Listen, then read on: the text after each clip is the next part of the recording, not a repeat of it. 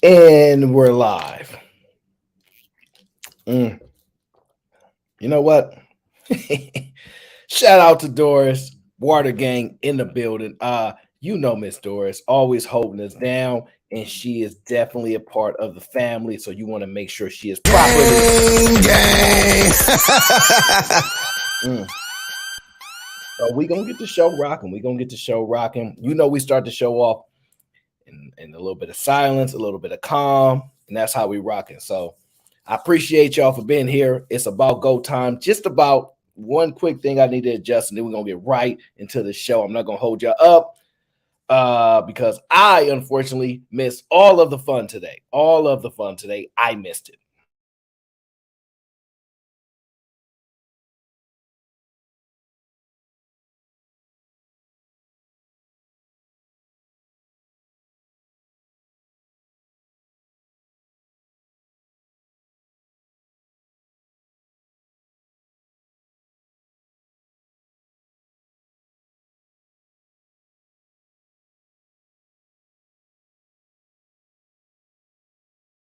All right, we official. We locked, loaded, ready to go. Thank you to everybody that's joining in that just left the Cheeky Banner show because I missed the majority of the whole show. So I missed all the fun, and it is what it is. Okay, it is what it is. Cheeky Banner knows how to put on a good show, and I'm gonna stay out his way. I'm gonna stay out his way. I don't want no trouble because I don't want whatever they say his whatever simping he been doing. I don't want that to rub off on me and I get in trouble next. Okay. But I will say this: I would like to be called a simp. You know, most times women don't say that about me. So if I listen, if you call me a simp, I will accept it, but only if it's towards women. If I'm simping for guys, I'm gonna be a little worried. But it's probably not gonna happen. I have not been mistaken for a simp. I've been mistaken for manosphere, which that's not the case. I'm probably more aligned with Red Pill, but we'll see. We'll see how they go. Big Bad Bull, what up? We'll see how that goes. But I missed the show, so y'all have to bring me up to speed about what happened over there. I have talked cheeky about that and fatty about that. I don't know. Hopefully they figured it out. Hopefully they figured it out. If not, you know, there'll be another show tomorrow. Cheeky think he's slick. See, I was gonna cancel my show. I was like, you know what? I'm about to get to the house. I've been working all day. Who cares? Nobody cares. I'm gonna just go chill on Cheeky show for a minute, right? Cheeky used me. Yes, he used me for his geopolitical efforts in the region of this sphere, okay? Because Cheeky got political, geopolitical things that he wants done here. I see you, B31. I see you. I'm mentioning it. And that's what he did to cancel his show to force me to put on a show for y'all. It's kind of messed up, Cheeky. And don't think I ain't going to remember this. Don't think I'm not going to remember this, Mr. Cheeky Banner, how you tricked all the people at the end of your show. I don't know how you learned that. And you forced me to start a stream. You forced my hand. You forced my hand. But listen, chess is chess. And you know I love to watch. So shout out to everybody rocking out. First is for shout out to my guy, Mr. Hawkins, for the cash app to start the show. Really appreciate it. My last show, my guy Ricky. Shout out to Ricky. He sent me a cash app way after the show, which is really dope, which means people are going back, watching the content and supporting it. So I really appreciate that. Shout out to my guy Ricky as well. Y'all know we was here last show and it got a little crazy, a little turned up. Hey, Heather Woods. What's going on, Heather? Heather Woods is one of my biggest supporters from day one. So I really appreciate you, Heather. Thank you so much for being here. You always got my back. It never goes unnoticed. The good thing for y'all is Aaron O don't get into beef. So y'all don't have to defend me against people that want to beef with me because I'm not going to do it. They let them waste their time, their energy, because it ain't gonna work for me. Okay, they're gonna have to attack everybody else because I'm not gonna get down with the get down. I move a little differently, and those little tactics don't necessarily work with me. So it is what it is. What's going on, Brittany B? Brittany B wanna be your name didn't pop up on my StreamYard yet, Brittany B. Don't start with me. Don't start with me. Fantasy, how am I sending shade at you? Don't start, Fantasy. Laguerre, what up? Don't start. Do not start. Don't you start no trouble over here, Fantasy. Don't you do it. Don't you do it. You got listen. Very few people love fantasy like I do, so don't you do it. Okay, don't do it. Point five. What up? Island Girl Q in the building. Oh no, I know it's been going down crazy. Q messy, but is in my chat today. Q, you must ain't been in my last few streams. Ain't gonna be no messiness over here. Oh Lord, we not doing that over here, Q. Okay, get your butt back on vacation until Monday nights. All right. Get back on vacation, Q. You ain't slick. Coming over here, taking up all the views, destroying Mondays, taking it over everybody. You ain't slick, Q. And I want a job. I hear you hiring. I want a job, okay? And let me tell you, I want the job for a creative assistant director to Island Girl Q, okay? I will be the assistant director creatively to Island Girl Q. I got the strategy sessions for us. Don't worry, I got you. I will make sure everything is phenomenal, okay? It's what I do, okay? Now, on to the Aaron O Show. First is first. Y'all know how we do over here. We have to acknowledge the people who always hold us down, and it never goes unnoticed. Now, one of my biggest supporters who never go unnoticed by me, they would like to go by the name of GBG member, okay? They don't want to be nationally recognized, and so I like that. I like having some of my people in the shadows to where y'all can't see where they at, but I know where they at, and I know they got my back. I know they holding me down. So last stream, the sponsor of the show was none other. Gang. Okay? None other, okay? So I appreciate the GBG holding us down every single show, okay? Every single show we getting held down. The general just ended his show, you know what I mean? So it's been going well. It's been going well. Show's been moving smooth. We just rocking. Every show we just pushing, keep grinding, keep moving. So shout out to the gang. We in here strong. Yeah, so y'all know last stream was pretty crazy. The last stream was pretty crazy. So I took a few days off. All right. I needed some time to heal myself, okay? From all the experiences I was getting, it was a little crazy, all right? So I took a few days off just to chill. I normally stream on Mondays, but I didn't stream. I ended up going to B Taylor's show, chilling out there for a minute. You know me, I don't get a chance to go and support everybody that supports my show. So I try to get to people as much as I possibly can, but I'm not going to front. It's very difficult for me. All right. I normally stream on Mondays, and I normally like to be consistent. Consistency is the key to life to me. So that's what I like to do. And then I just said, I'm taking Tuesday off. I don't want none of this. And then I said, we get to Wednesday, though.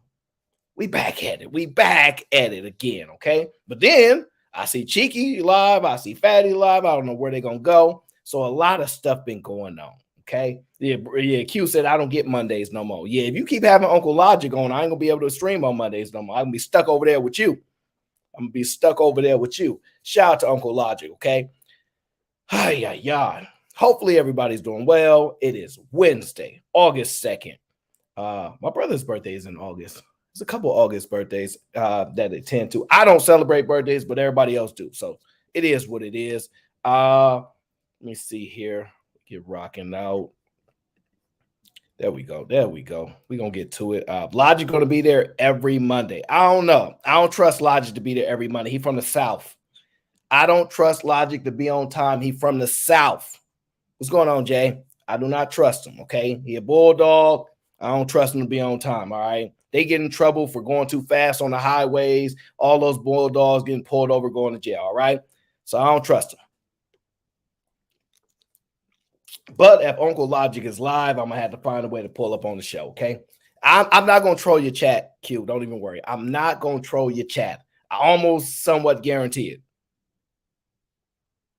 What Q says, the man been going at it today in these YouTube streets. Not on my show.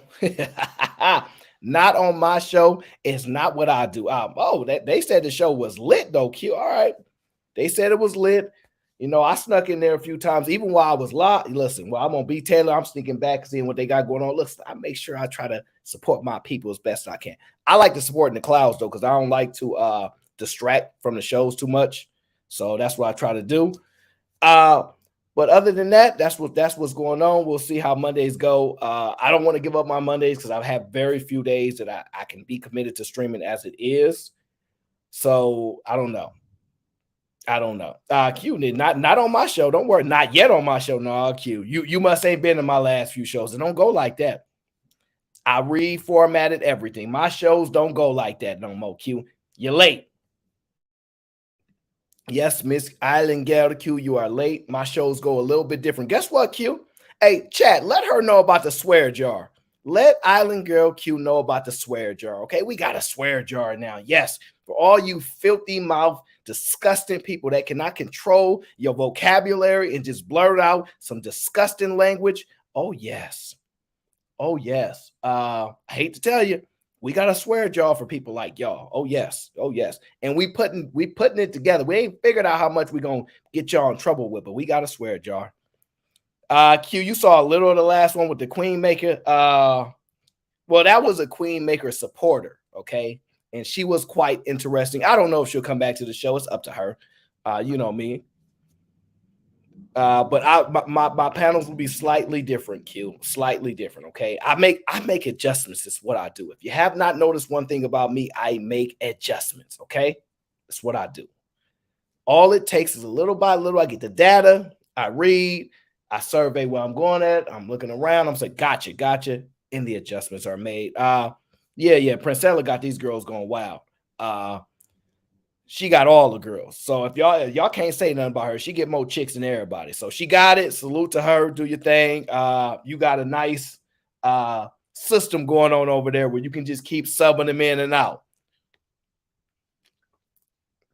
You keep subbing them in and out. As a matter of fact, let me see here what I got going on here. Oh, yeah. I'm not going to even lie because, it's a lot of y'all very strong, independent women, okay? And it is what it is. It is what it is. I've been noticing these women are getting stronger and even more independent, okay?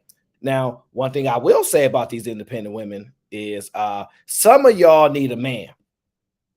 Some of y'all need a man, okay? It's not personal, but some of y'all need a man, all right?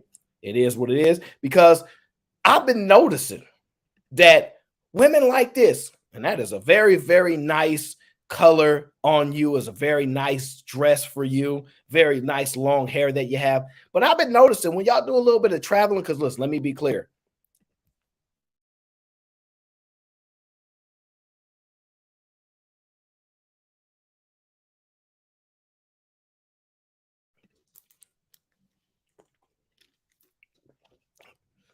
Let me be clear. Every single show, all y'all women talk about how y'all don't need a man. But every last one of y'all is traveling. Q traveling, Island, all y'all travel all across the world. Y'all love everyone. I ain't met a woman yet that don't travel. I ain't met a woman yet that don't travel. But see, some of y'all still need a man. Some of y'all still need a man. Because for some reason, what I found out about you beautiful women is that y'all scared of bugs.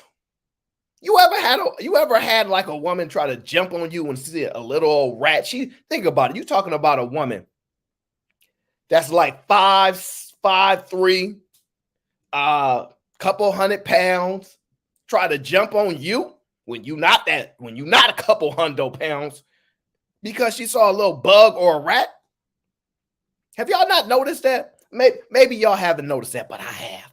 And ladies, please do not get a man that is 2 times smaller than you in stature and size. He cannot sustain that weight, okay? He cannot. Hey, Cece, he cannot sustain the weight. It's just not going to happen, all right? Now, some of y'all act like y'all independent, y'all need a man, but I'm going to tell y'all, just travel a little bit. Travel a little bit and run into one of these little things. Oh, my God. No! Look. Did it get you? Get it. Look, she's spooked. A little old. Look how little that monkey is. She said, "Oh no, give me back my purse." I bet you wish you had a man right now, huh? I bet you wish you had a man right now to get your purse back, huh? Y'all remember back in the day when you walk in, somebody snatch their purse, you got to chase them down? Well, a lot of women, y'all purses getting snatched, and ain't nobody chasing nobody down no more. Ain't nobody chasing nobody down no more. Because you ain't got a man, because you got it all yourself. Now, I'm gonna be honest with you. If that monkey try to take my stuff, we gonna be boxing. We're gonna be boxing. Especially now, listen, I'm not no idiot. Let me be very, very clear. If it was a gorilla, it's your big homie. That's all you. God bless you. Have a nice life. That's your purse now, player. If it's a gorilla, that's their purse now. I'm gonna just tell y'all the truth. But that little monkey right there got y'all terrified. Got y'all terrified, scared. Now listen. You better get brave. Now, one thing I'll give women is that when they ain't got no man around, they adjust. They adjust. Yeah, that's right, JJ. If it's a gorilla, that look, JJ. If it's a gorilla, that purse good is gone. If it's a gorilla, that purse good is gone, fam. I can't do nothing for you. I can't do nothing for you. Okay, I ain't fighting no alpha gorilla. Okay, y'all could be. I'm gonna be a beta. I'm not fighting no alpha gorilla. Y'all get y'all one of them tough guys that fight gorillas. Y'all get y'all one of them tough guys. Look, I seen Godzilla versus King Kong. Yeah. I seen Godzilla versus King Kong. I don't want no problem with either of them. I'm more likely to run into King Kong before Godzilla, but I don't want problems with either of them. Oh no. I'm not, listen, I ain't defending your honor against no gorilla. That's out. So if you think that you're gonna just push me into defending, go get him. He took my purse. Your purse is gone. Don't even think about it no more. That purse is gone. But since it's a little monkey like that, I think you got it. You got your little $500 purple dress on. You got it. Go ahead and get your purse back. Sure, listen. Get your purse back. That's expensive. Go get it back. Get it back. Ooh, look at her. You saw how she backed up when he hissed at her? Look. Did you see how she backed up when that little monkey hissed at her? Yeah, she got spooked and she backed up. Now, I'm going to be honest with you. She looked about like 7, 8, 9, 10 times bigger than that little whatever type of monkey that is, okay? But when that monkey did a little hiss sound, look how she backed up. But she said, whatever in that purse, I got to have it. Whatever is in that purse, I got to have it. Now, I'm not mad at you. You better get whatever is in that purse. Now, I'm guessing she probably got her trip back home, whatever guy she messing with. He done flew her out to have a girl's trip. You know how they do. Now, come on now, fantasy. You can't be scared of no monkey now. All that mess you be talking? Nah, fantasy. Go ahead and toughen up. You military brat, right? Go ahead, toughen up. Show us that training that you said you do. You want all that respect? Go ahead and get physical. Get busy with that little monkey right there. Go ahead. Now, I'm going to be honest with you. That little monkey, I'm going to give him the 1, 2, beep, boop, boop, beep. He gonna come up off that purse. He going to come up off that purse because, listen, first of all, if it's me traveling with friends and whatnot, the ladies know that all the stuff that's important go with the men. If y'all have ever traveled out the country, y'all probably travel without the protection of men and support of men, which that's your choice. But whatever's in your purse is like trivial, right? Because y'all easy targets. They attack y'all. They go for that's trivial. So if there's something in there, it's most likely okay to be taken when y'all travel. The men should be holding all the valuable goods. Okay, you need to go through a man before you take away our passports. You shouldn't have those. But I'm just saying in general, whatever is valuable is attached to the man. Okay, that's just rule number 1 when you traveling. Okay, now if you ain't got no man, if you traveling solo dolo, that's on you. But if you walking around with a purse in countries that have a level of poverty, I'm gonna just warn you, it's not very smart. Okay, it's just not very smart. But it's your choice. Only thing I noticed though, whatever that's in that, is that a Birkin bag or something? Ladies, is that a Birkin bag? Because I cannot tell. I do not know if that's a Birkin or not. I don't even know what a Birkin look like. So if it's a Birkin, just let me know. If it's a Birkin bag, let me know because I can't afford no Birkin, so I don't know how much they cost. So if it's a Birkin bag, you own your own. But I think she got it, y'all. I think she a tough cookie. I think she gonna man up and get her purse back. Go ahead, get that purse back because she said she not playing. Go ahead, shorty, get it. I need that purse. Girl, you better grab it quick. I can't. See, look at her. She leaning forward. Her friends like, girl, listen. Let me just tell you right now. I'm gonna just keep it a bean with y'all. If it's me and my homies, Now, obviously, they're not taking the purses. We ain't got no purses, right? But if they snatch something from us, oh, we cleaning them up. Plus, everybody jumping that monkey. Like, I get a few kicks in, the homie get a few kicks in. That monkey ain't gonna feel comfortable to stand right there in front of us. Let's be very, very clear, okay? I'm there. I got Cheeky Banner with me. I got my guy Jordan. Got JJ Carver with me. I got Robert Platinum with me. We not about to sit there and watch no monkey take our stuff, all right? All your homies and friends sitting around laughing at you. Get your stuff, girl. All that girl power, where it at now, huh? It's funny how when it's time to support their best friend, they ain't nowhere to be found. Listen to them. Girl, you better get your stuff back. Excuse y'all. Ain't y'all supposed to?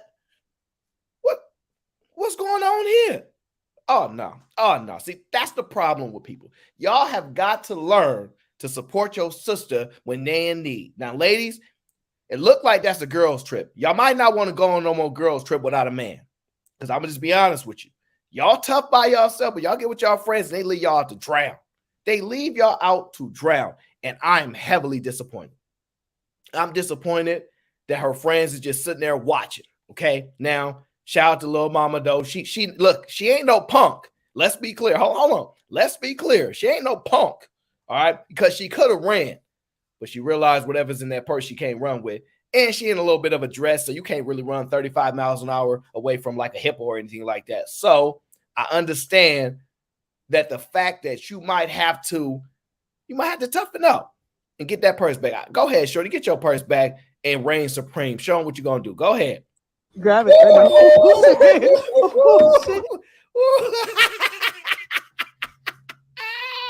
Look, she snatched that purse and the monkey ran up on her.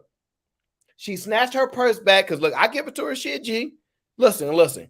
I give it to her. She a G. I give it to her. She snatched her purse back and then she turned her back. Now, I don't understand. Listen, I was taught in a fight, you do not turn your back on nobody. Listen, I don't know where she from. I don't know what hood she grew up in, whatnot. You never turn your back on anybody that wants to smoke. You back up. You back up. That's rule one. You don't turn your back. Look, she was so scared. Look, let me tell y'all what happened. After her purse got snatched, she was like, damn, I need my purse back, right? So she was trying to build up the courage. I'm like, cool. Build up the courage. Ain't no shame in this. Her friends just watched her. They ain't have her back. So now, look, y'all know who y'all friends are now, right? I know that's right. So they know. She built up the courage to fight back, somewhat. She snatched her purse and turned her back. Now, I'm going to just tell you what she thought was going to happen.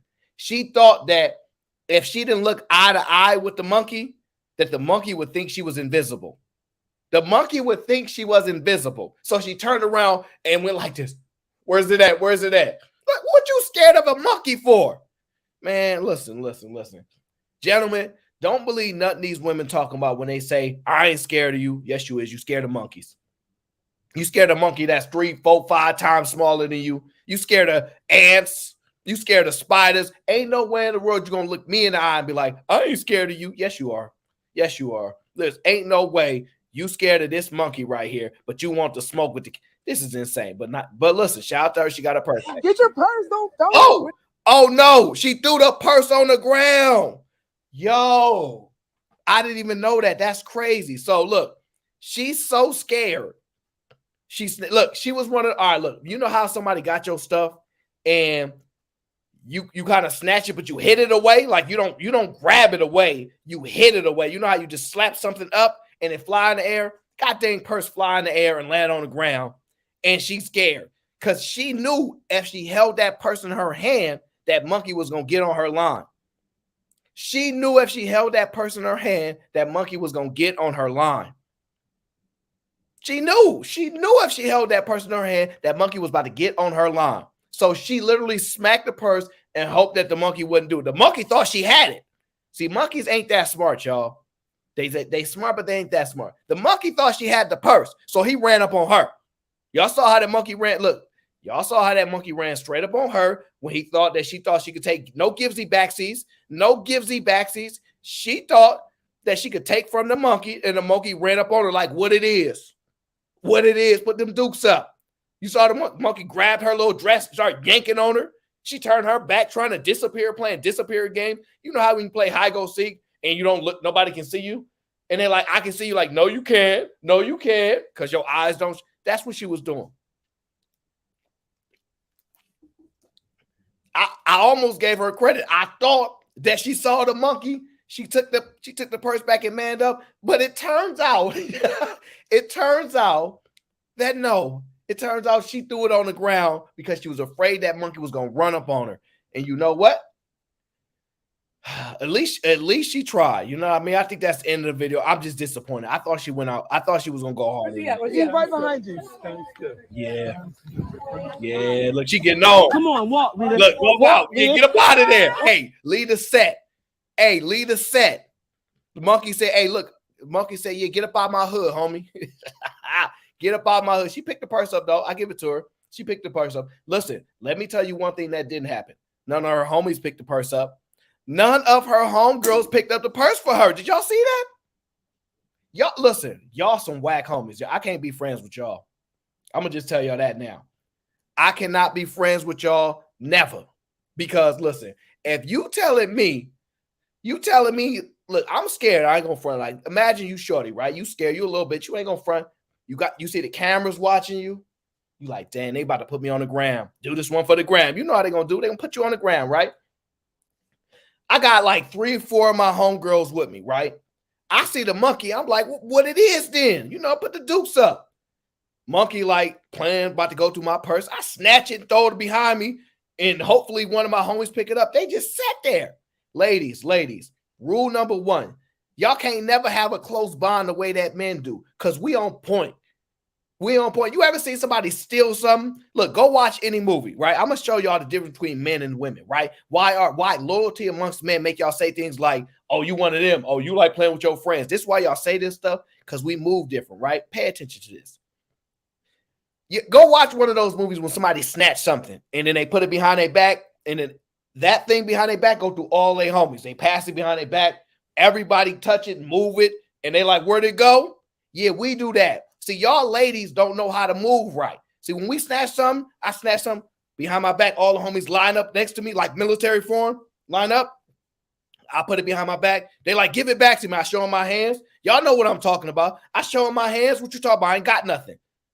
Then they start looking around, and we moving everything. You know, moving and grooving. They looking around like, where is it at? Come on. You know how they whine and crying. You know, it is what it is. It's just we move different. Her friends right there, they disappointed me. Ladies, don't go on no more ladies trips at all. It's embarrassing how y'all moving right now. I'm disappointed. And then the monkey. And then the monkey ran him off the set. And listen, that wasn't GBG, because ain't no monkey about to run us off the set. All right, let's be clear. Now, I ain't gonna hold you. If it was a gorilla, we would have got ran off the set. I promise you 100%. If it was a gorilla, we would have got ran off the set. Okay, I'm not gonna lie to y'all. But that little old monkey, that's not little Tim. Not little Tim. Not about to run us off the set. That's out. Okay, that's out. But anyway, like I said, a win's a win. Shorty got her purse back and she dipped. All facts, she dipped. So it's respect to you. You was tough, but your homies is soft. All right, bet. You was tough, but your homies soft. So it is what it is. I'm not going to even be mad at that. I was just a little embarrassed. But you know what? Respect to the lady. But the rest of her friends, they out. I feel a lot better now. I feel a lot better now knowing that if me and GBG was out there, we wouldn't be getting pumped by no monkey. That's all I know. All right, now let's get to the next part of the show. But real quick, shout out to Peter, the investor, for the Cash App. Says supporting the water fund. I appreciate it. Listen, I'm not gonna lie to y'all. One day I'm gonna show y'all just how much money I spend on water. It's pretty crazy. But I need it. It's my therapy. It's my drug. I gotta. And shout out to Roddy. Roddy is the sponsor of today's show, holding me down. I like when my people do things in secret. Y'all don't know Roddy. I do. I know who it is. and they like to do things in secret, so y'all don't have to necessarily know who they are, but they always here to support me. So I'm going to support their anonymity best I can, and I appreciate it, Roddy. Thank you so much for holding me down. It's very much appreciated. The show will go on. The show will go on. Won't be no nonsense here. Shout out to Princess Common says, I'm going to look young forever drinking all the water. I wish. I don't have the best genes. So my grades going to be coming in real soon, even heavier than they are. My brother, my older brother has better genes than me, and my younger brothers do. Like they like their hair is so silky smooth and all that good stuff, that Rico Suave stuff. And I just got the coarse hair, curly hair. So I didn't get the best DNA when it came to the hair. All right. Now, when it comes to the other things, let's just say the Lord blesseth me to utilize my my best skills. Okay. Now, that's all I'm gonna say about that. No, I'm not talking about the thing y'all thinking about. I'm talking about my brain. Talking about my brain. I know where y'all minds went in the gutter. That's why I got a swear jar for y'all disgusting people. I'm talking about my brain. See, I was just talking about my brain. All right. Now, guys, let me get into what we're gonna get into. Okay. It's a lot of stuff that's going on in another country, in another continent. Countries are going at it, and it's been flooding my my freaking algorithm, honestly, because I was looking at a video. What you mean, Jay Ali? What you talking about, Willis? So a lot of stuff been flooding, and I'm a little bit interested in that. Shout out to AL. My bad, brother. I forgot. I almost missed your super chat. He says the monkeys got to pay reparations too. Give up them bananas ASAP. AL, don't worry. Don't worry. I'm not gonna hold you. I'm never gonna take my foot off their neck about them reparations. I got you. As long as there's oxygen and my heart is pumping, I want that money. I want them diamonds. I want that Sierra Leone diamonds. I want it all. I'm not gonna forget. But today is we're gonna take a slight turn before we bring it back 360, 400. All right. Now, let me move off this lady that's barely got her purse back. Oh, that's what I need to do real quick. You know what? Let me see. You know what? We'll go to Africa, and then we'll go to the dreams, and then we'll finish up with the gangs. All right. So that's what we're gonna do first, right? I don't have orders. I just get to it. I don't even know what I was gonna talk about. So let me switch it up real quick. I don't even have the order, but this is what we're gonna do. Here we go. Here we go, my people. Is that the one? Yep. Now, mind you, when we go to Africa, y'all, this is important. When we go to Africa, remember, they speak another language. They speak another language. So we can take a trip over to Africa. They speak another language. So I might have to actually interpret some of the language that they're speaking. I mean, not interpret it, but I might have to just read what they're saying, because you guys may not understand, just like I will not understand, right?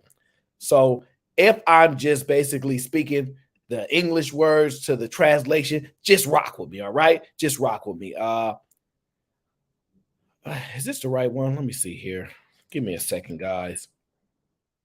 Because I wasn't expecting to go live right now. I was expecting to be over with Cheeky Banner, but he put the pressure on me. And you know me, I don't run from nothing. And I mean nothing. We're going to get to it. Let me see here. Yep. All right, we Gucci. This will be the one.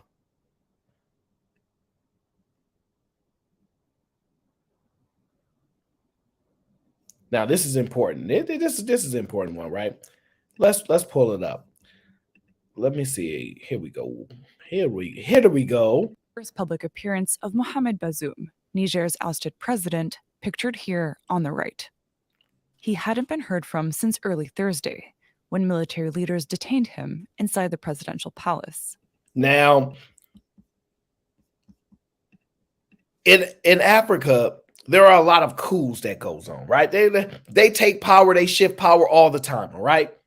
That's what happens. Now, this particular leader that was previously pictured was overtaken, his power was taken, and there's a power dynamic between the West Africa and forces in Niger and a couple other areas, right? It's a lot going on in Africa that I don't know if you guys are following, but it's not really covered.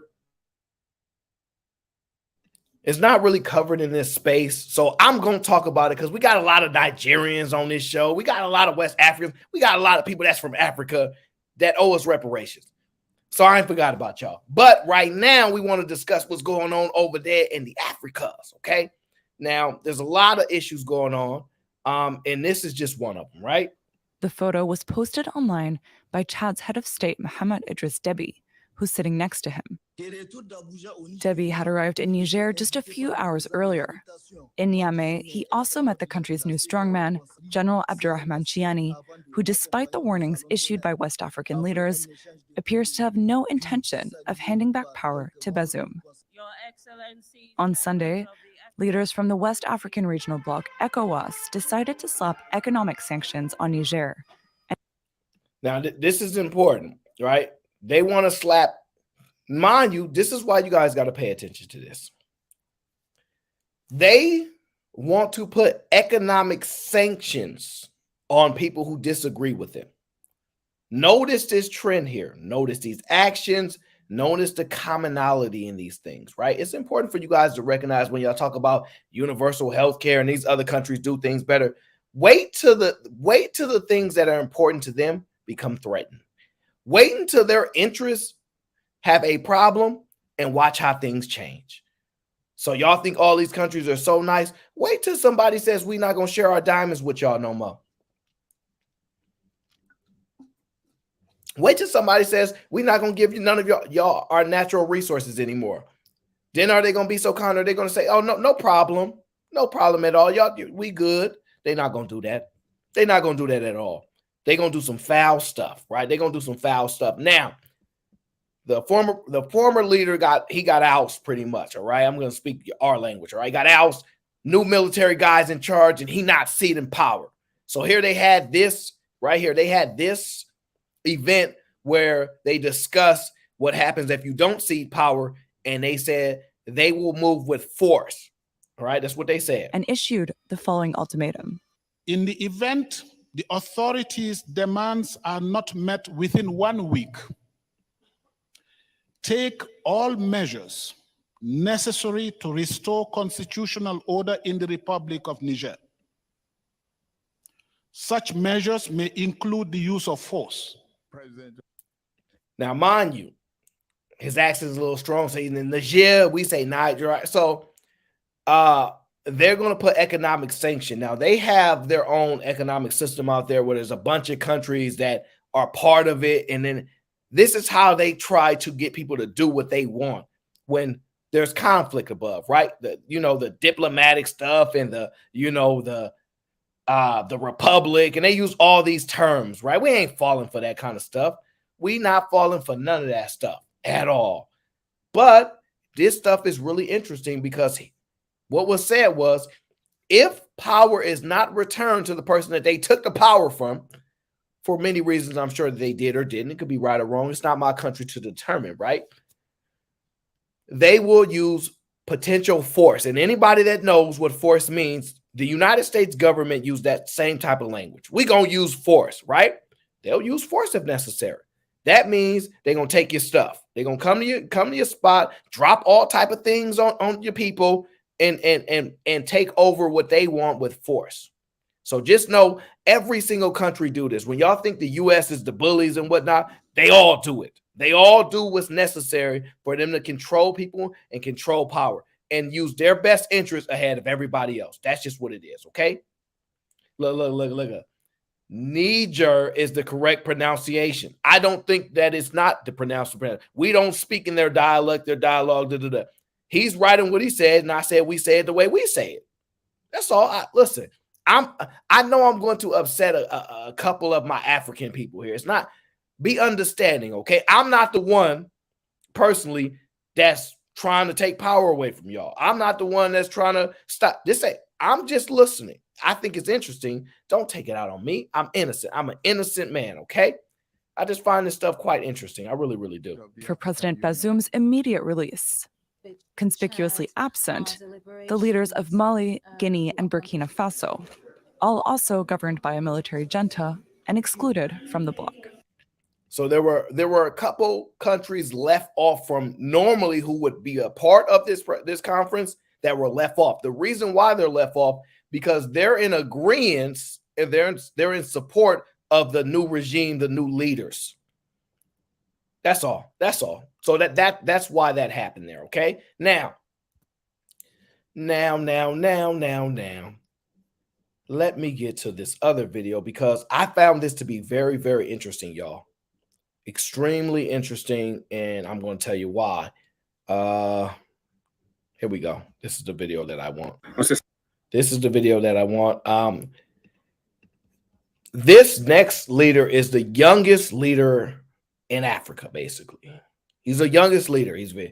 I'm gonna be honest with you. I'm gonna show you what it looks like because I'm gonna be honest with you. He looked like one of those people from the video games. I know I shouldn't say it, but I'm gonna say it. This is what he looks like. Pull him up. That's how he looks. He looks like one of those characters from the video games. You ever play like James Bond or something? He looked like one of those characters, right? He is the youngest leader in all of the Africas, okay? He's the youngest leader, right? This is important now. This is important now. He is the youngest leader, all right? Oh, what my brother Gore got going? He says, Aaron, as Uncle Jerome would say, they squabbling out there. They squabbling. Listen. I personally think it's going to go down. From what I've been looking at and read, I think something is about to transpire. I think there's a shift, and we're going to get into it. I think there's a shift, and we're going to get into it. But listen, this guy looks like any military character that you've seen on the movies, video games, etc. That's him. That's him. But he himself is also the leader, the youngest leader of all the powers in Africa. He's the youngest leader. Let me tell you why this particular clip is interesting to me, and I want you guys to hear it. And I may have to, hopefully you guys can see the screen. Otherwise, I'll have to read it, and I will read it, no problem. But I might mute the sound in the background and just read the words on screen because I don't want my voice over talking his. So I'll start it initially and let you guys hear. If you guys don't mind reading the screen, I'll let you guys hear. Sans famille en ce sens que la Russie est une famille aussi pour l'Afrique. He says Russia is family to Africa. Une famille parce que nous avons la même histoire. La Russie a consenti d'énormes sacrifices pour libérer le monde du nazisme. Essentially, he's saying that Russia has made and done a lot of support to get rid of a lot of bad people. So you guys tell me, just to make sure, are you guys fine with hearing his strong voice and reading the screen, or would you rather me mute him and just read what he says? I mean, his voice is a lot more powerful than mine, but you guys would have to read the screen to understand because the context is so important right here. It's really, really important. I want to make sure you guys really, really take this thought process in. So if you guys are fine with just reading the screen while he's speaking his native language, which I think is actually really powerful, we'll let it play that way. But if you guys would rather me just mute what he says and just read the screen, I will do that. I'll just see what you guys say and go from there.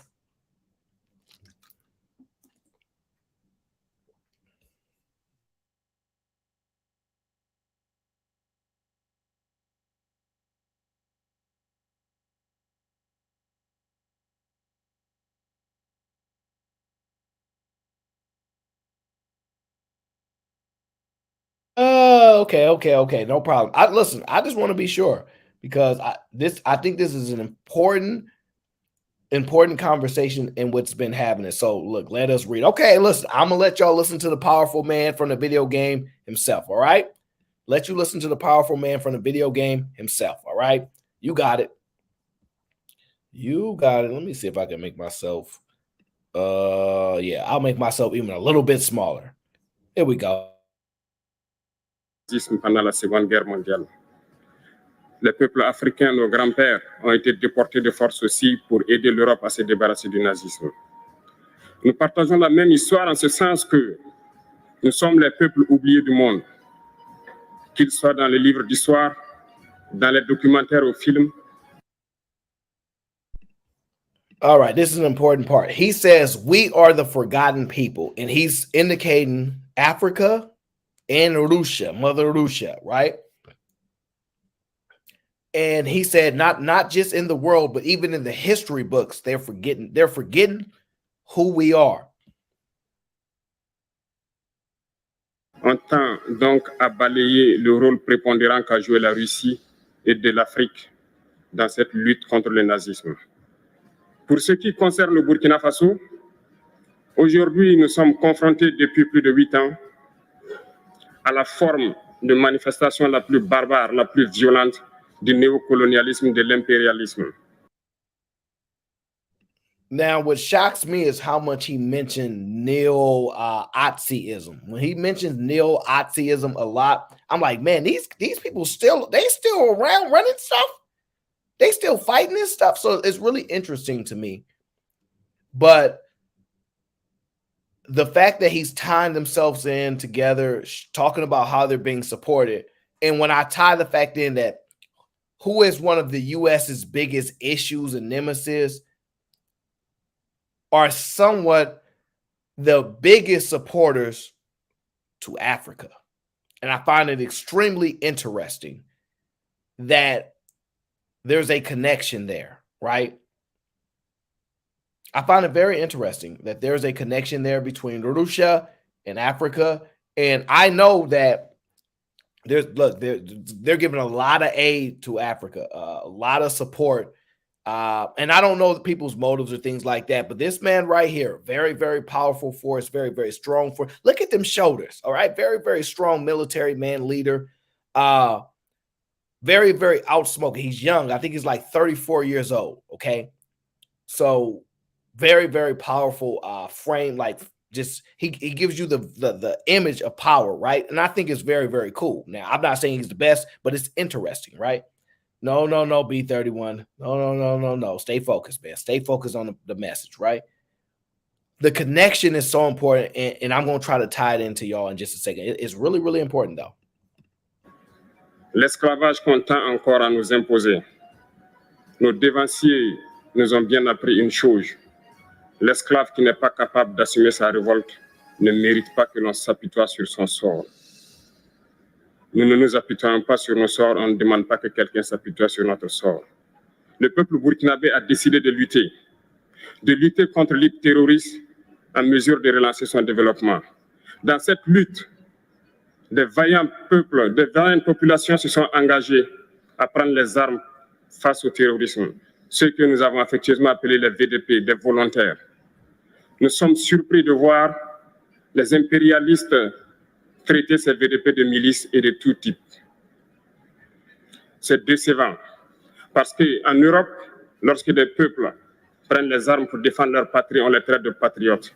Mais là n'est pas le problème. So this is an important part, right? This is a very important part. He says, we don't want you to feel sorry for us. We don't want you to feel sorry for us.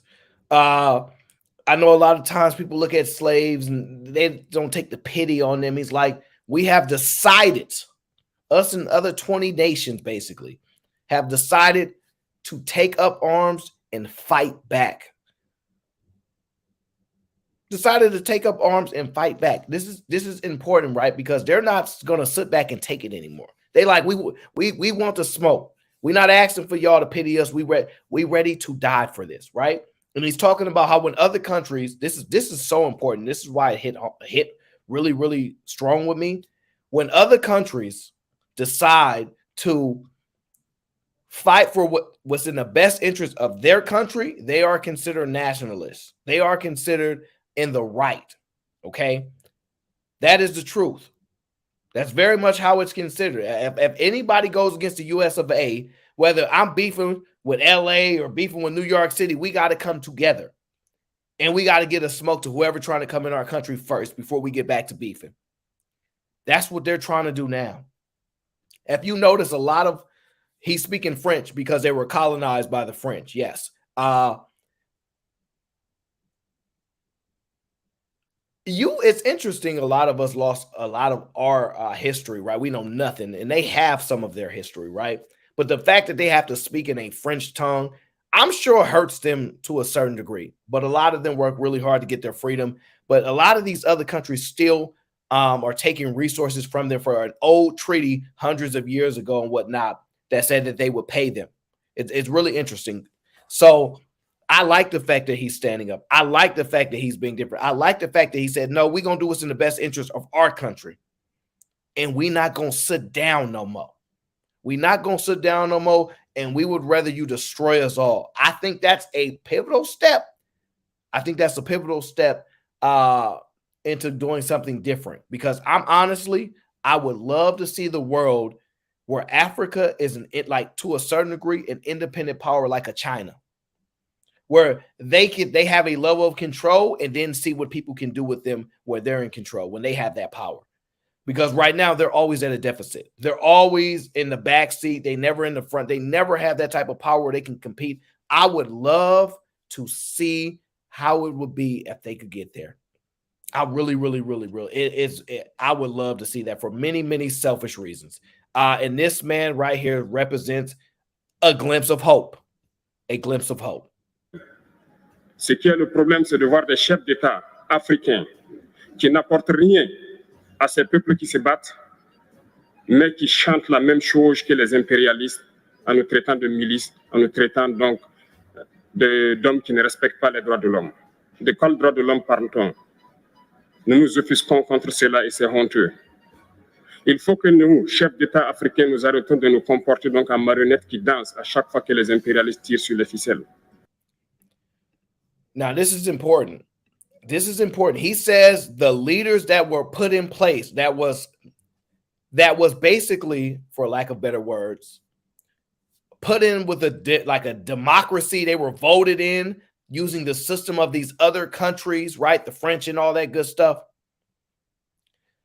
They don't have what's in the best interest of the people. They are puppets. Now, I will tell you this.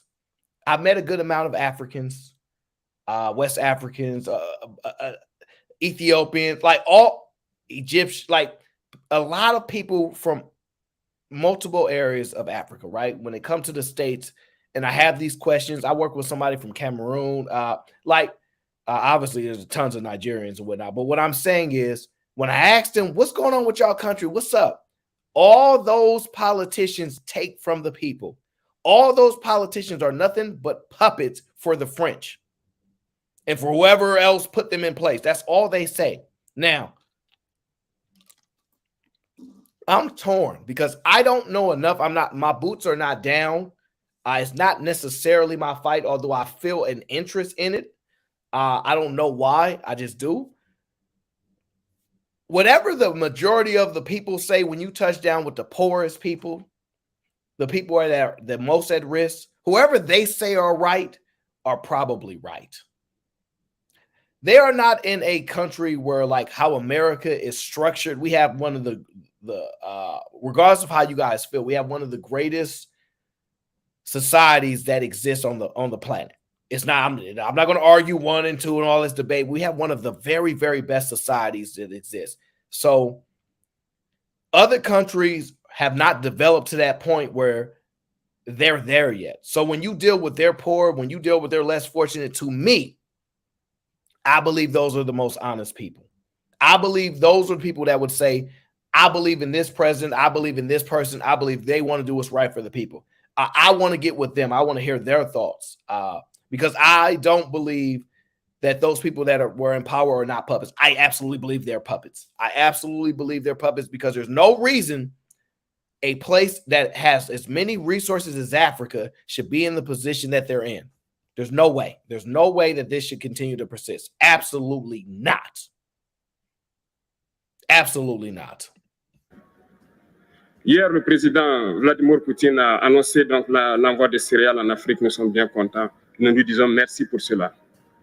Mais aussi, c'est un message passé à nous, chefs d'État africains, parce qu'au prochain forum, nous ne devrons pas venir ici sans avoir assuré, pour ceux qui ne connaissent pas la guerre, l'autosuffisance alimentaire de nos peuples. So, this is an important point, right? I got you first, Jen. I got you, bro. Let me highlight that. So, this is an important part, right? He's saying Mother Russia is sending grain to us. They're sending food supply to keep people basically within strength, right? Obviously, you know, us spoiled Americans want more than grain and whatnot, but that's just how they're speaking, right? And he says, I want people to know that is against our plight. That water bottle's done. I want people to know that my people are self-sufficient. We have enough food for war, meaning we ready to go to war. If y'all know how war works, we got food in its own, not bowing down. I really, really like what I'm hearing from this person. I don't know who's right or wrong, but I'm telling you, if this was my leader, that's who I want to listen to. That's who I want to listen to, right?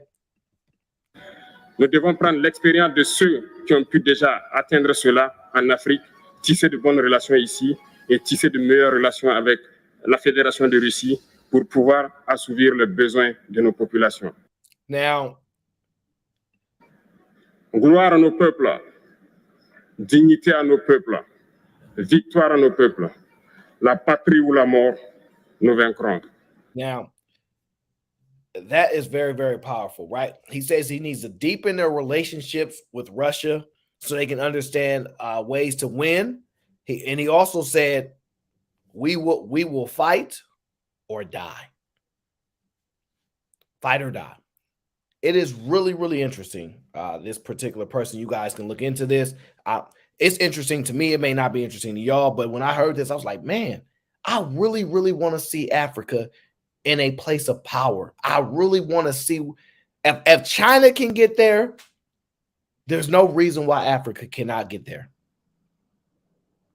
Now, obviously, everybody has their political reasons for being involved and whatnot, but still, it's interesting to me. And I'm going to tell you why. He says that Africa and Russia are like family. It's his words. That's him speaking to it. Now, in my mind, I'm like, that is quite an interesting thing to say. But let me tell you why, to a certain degree, I understand it. I do not speak French. No, I do not speak no French. I speak the British English or the American English, whatever you want to call it.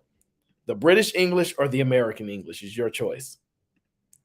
Let me see here. Let me show you why this is very important to me. Let me show you why. Antonio, you missing the show if you didn't know I was live, Brody. You didn't know I was live. My apologies, but we get into it. Now, this is why when I'm listening and they talking about the connection, this is what got me thinking here, right? This video right here. I want you to pay attention. Icons dating back to the 14th century brought together from private collections across Russia. It's very beautiful. It gives you goose pimples. It's a remarkable exhibition. It's an exhibition which feeds the senses. Everything is so grey outside at the moment, and here suddenly it's a feast for the eyes. And it's a feast that marks 100 years since religious icons started to be recognized as work. This is why it hit with me, right? This video is probably like 10, 15 years old, right? This is a very old video. But this is a Russian museum displayed in Moscow, right? Where it shows religious pictures, all this type of stuff, right? And the thing that sticks out, I want you guys to pay very much attention to it, right? This is a collection. It's very difficult to get their hands on. A lot of it was lost during the Soviet time and Soviet reign, right? But look at these pictures. This is important, y'all. Works of art. Before then, they were mainly viewed as religious objects, often left blackened over the centuries by the passage of time and added layers of paint. When we learned how to remove the dark layers, we discovered underneath an overwhelming beauty, to such an extent that it shocked André Matisse, who was in Moscow at the time. He said, "It's here that artists should come to learn to paint, not to Italy." That was a shot. She said people need to come here to learn how to paint. Forget those Italian Renaissance people. We are the painters of the history, not them. Taking shots at Italy, who are known for some of the greatest painters in the Renaissance and all that good stuff. But look at these pictures. Look at them. It's very, very important. This is what stood out to me. But today, only a small number of these masterpieces remain. Most were destroyed during the Soviet era. These icons are the survivors. If museums hadn't saved them, they wouldn't exist today. There are 50,000 icons in Russian museums. Before, there were millions. But now the future of this part of Russian heritage is up for debate. Are the icons best held by museums, or should they be returned to the country's churches? This is why it's important. They don't whitewash their pictures. They don't whitewash what they believe the gods look like. They don't whitewash what they believe such and such look like. These are dark people. The president of Russia has been always open about that. Always, and I always found that interesting. Why don't you whitewash it? Why don't you turn the color of these people into a different color? Why don't you do that? And from everything that I've heard is that he knows whoever God's chosen people are, he knows who they are. And he not willing to be disrespectful. He's not willing to live a lie. I'm not saying he's the greatest soul on the planet. I'm just saying I noticed that. And I was like, that is so interesting to me. And that's what made me think of that video, hearing how that leader in Africa says Russia is like family.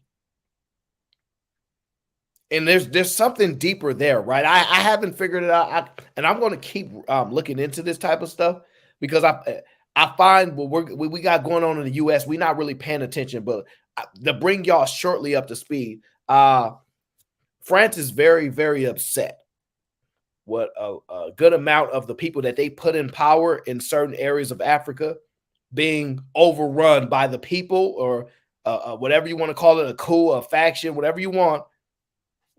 They've been overrun, and the power has been taken from the people that they put in their political process in power. Because I do believe, this is my personal opinion, speaking to many Africans that come to the States that say those leaders are nothing but puppets.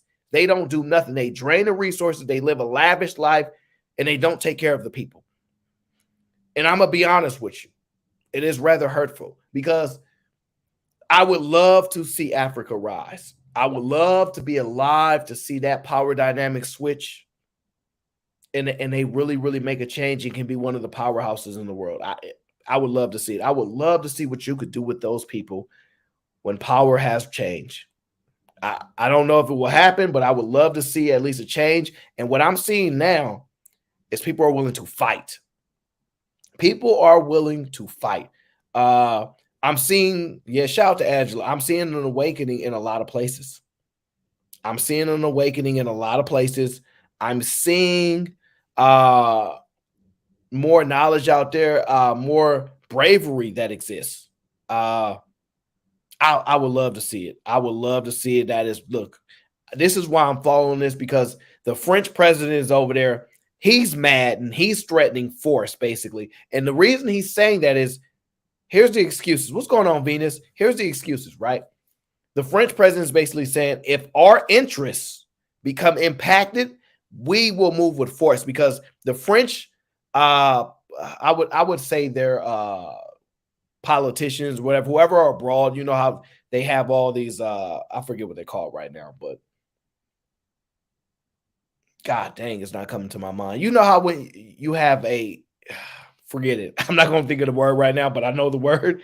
But they're evacuating all of their politicians, their people. They're telling them you have to leave, because basically people are pushing the French from being in their country right now. Y'all got to get up out of here, right? They're pushing them out.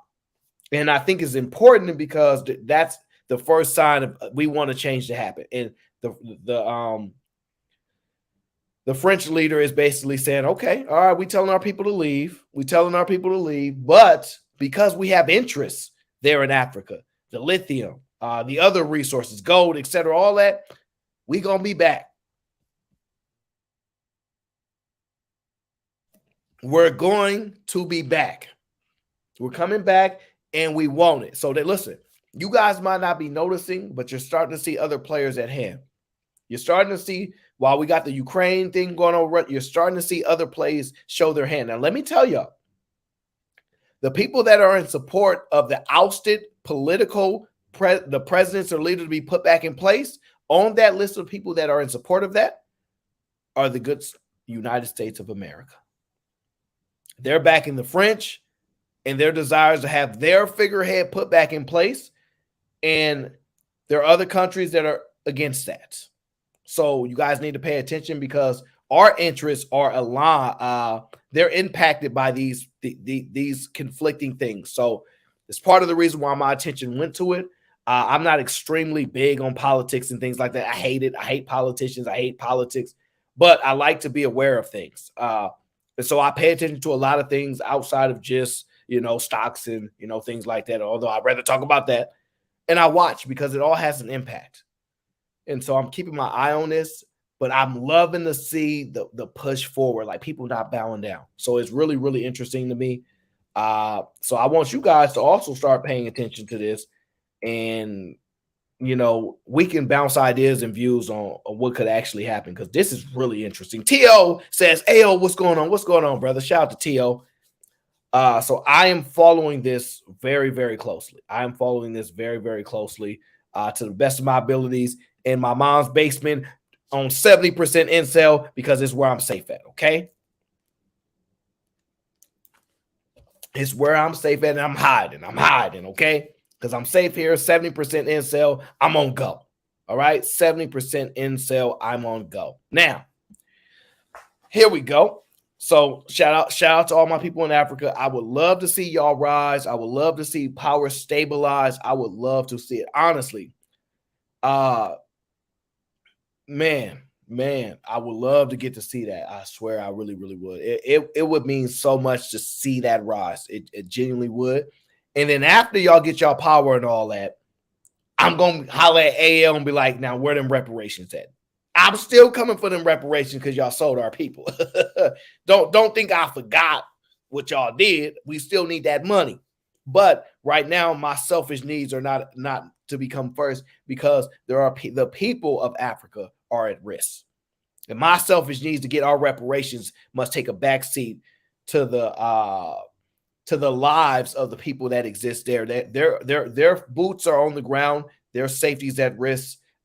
Their pride, their history, their country is at risk. So even though, yes, I joke and I have fun and I do want my reparations, I'm not ignorant to the point that means absolutely nothing. If those people that are the most impacted, the people at the very bottom, the people at risk, their history, their pride, and who they are in their country, I want to see that sustained. That really honestly will come first. I would love to see that. So guys, please keep an eye on this. Pay attention to what's going on between Africa and France and the other surrounding nations that have a vested interest in views, because listen, there's a lot going on. Do not watch sports all day. Do not let them use sports to distract y'all. Do not let them use sports to distract y'all. It's a trick. It's a trick, okay? I started watching sports a long, long time ago when I realized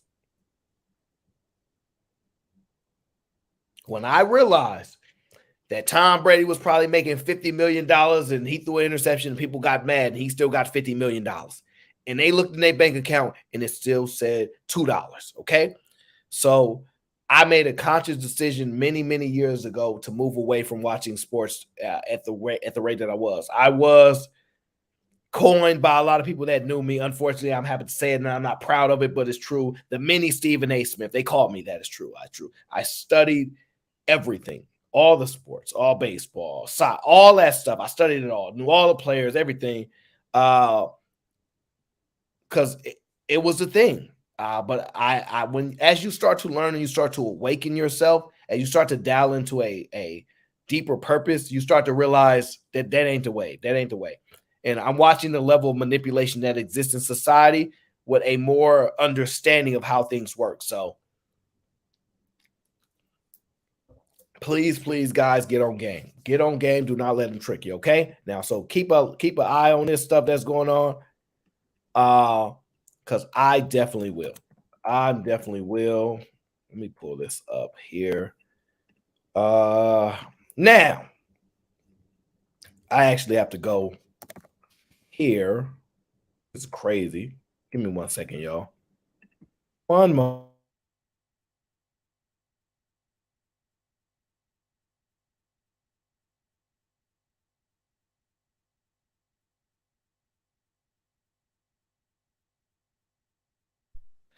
All right, here we go. Let's get to it. Now, on to the Dreamers, right? On to the Dreamers. Let me check.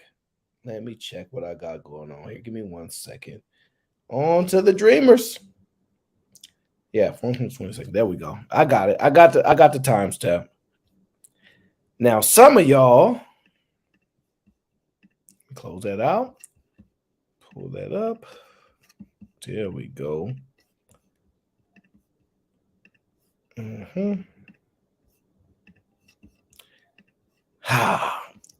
Now, some of y'all remember me doing a stream not too long ago. Shout out to JB. Some of y'all remember me doing a stream not too long ago. This stream right here, who was that handsome guy drinking water?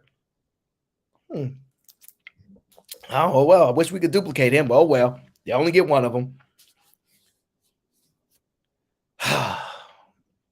Let's get to the Dreamers. Let's get to the Dreamers. This particular thing happened on the Aaron O show. I don't know if you guys are familiar with the Aaron O show, but I'm quite familiar with the Aaron O show, right? Now, on the Aaron O show, this particular young lady here, Ty, she was on the show. Now, she said something extremely interesting to me, right? We had a lot of back and forth, guys. We talking back and forth. Women are smarter than men, yada, yada, all this good stuff, right? And she tried to go off on the kid. And I conducted myself in a good manner. Now, guys, now, I will not hold y'all. This is a show and it's meant to have a level of entertainment. So sometimes I'll raise my voice a little bit.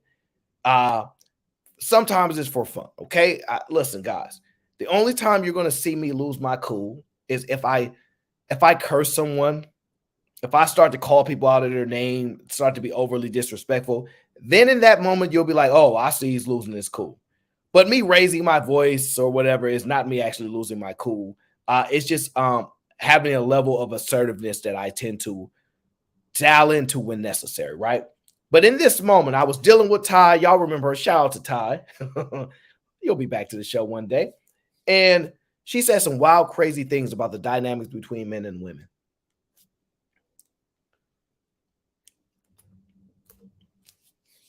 And she was god-awful wrong, but I did like, because I'm all about the conversation. Y'all know I'm a conversationalist. And the way I conduct conversations between people is different from everybody else. Other people want to, if you don't say what they like, if you're not being genuine, they like to call you names and stuff like that. That's not my goal, right? Because at the end of the day, this is a show for all of us to see. It ain't just my dynamic for you guys to understand it. You guys make your own decisions. My job is to have the conversation. That's what I do best, okay? I don't lose sight at what you guys come to me for, and you guys go to those other people because y'all like to argue and cuss each other out. It's not my thing, right? Now, during that show, shout out to TC. She says she loved the show. Thank you. I appreciate that. That was one of the longest shows that I've done in a long time, but I wanted to get all the information I possibly could extract from the conversation so you guys can make a more informed thought on things. So, man, and I had to do Fight Club that night. Oh, man, I was beat. But at the end of the day, it's what I got to do, right? But I had this conversation with Miss Ty, and this is why it's important, right? Because let her tell it, all men are the same. All men are the same, and all women are uniquely different. Now, what do I tell y'all all the time? I think most women are dang near the same, y'all, about like 1% different.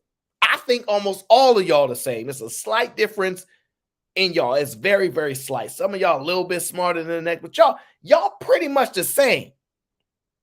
Y'all pretty much the same. You got a little cultural background. Y'all pretty much the same. Don't matter where you at on the planet. Y'all say the same stuff. And y'all move in code. Y'all some interesting people, right? Now, this is a part of the conversation between me and Ty. And I want you guys to listen to what she accused me of. This is important, y'all. Pay attention. And then I will definitely allow you guys to have the conversation because we're going to get into the gangs, okay? So I'm definitely going to have you guys join. If you want to, your choice. The show goes on either way. But listen to what Ty said to me. Okay, let me adjust this video so it's easier for me to grab. Listen to what she said to the kid. Up while I was pregnant. But men aren't like that, though. Men aren't like that. That's not what men are. No, Ty. Your experience is real. I'm not going to deny you your experience, but when I listen to what you do say, deny experiences though, because when you were viewing her. Now, here, me being a listener, I understand that everybody has their anecdote and they have their experiences. I'm not going to necessarily deny that it's wrong unless we're talking facts, right? And you cannot deny somebody's experience, even if they're deluded and they believe something happened that didn't happen, right? I said, I'm not going to deny your experience. If you said you was messing with a guy and he did this, that don't shock me. Look, we all got a story and things can happen to all of us. So I told her, I ain't going to deny your story. I'm not going to deny your experience. And the first thing she says to me is, you do deny people's stories. You do deny. I said, what is you talking about? Listen to this listen to this young lady discuss how I deny people's stories. This is what she said about the kid. Your experience, but when I listen to what you do say, deny experiences though, because when you were viewing her show, you were calling that girl a liar for her experiences. When that man did whatever she did and she had to slit his throat, I believe her because I've been through some shit. Now, mind you, she's saying I denied some woman's experience while I was reviewing the show, and she said some slit his throat, and all that kind of stuff. She said I did that, right? Very, very disrespectful, but she said it, right? This is what she said. Pay attention. When that man did whatever she did and she had to slit his throat, I believe her because I've been through some shit. That was a dream. How you know? She said it because I'm a phenomenal listener. You got the right guy today, Ty. Okay, listen. Okay, you got the right guy today. You're right. Okay, back to that, right? Now, mind you, she didn't say I'm sorry to make accusations about your character. She didn't say that. She didn't say I'm sorry. I shouldn't have said that. She didn't say she was wrong. What she said, oh yeah, you're right. And then she wanted to shift the conversation. She didn't want to stop right there. Yeah, fantasy. I was insulted because it was a lie. I don't mind being lied on, but be correct. Be correct. If you're gonna come up here talking what you're talking about, men, please be correct. Because right now, I have to defend certain points of men, but I can't defend them all. The conversation will cease. But she said I did something, and then here's the point: she was having a dream, a freaking dream. Fatty, what up? A freaking dream is what was going on, and she made these accusations about me. This is what she did to me, right? Now, after she realized she was wrong, we talking about dream. What we talking about?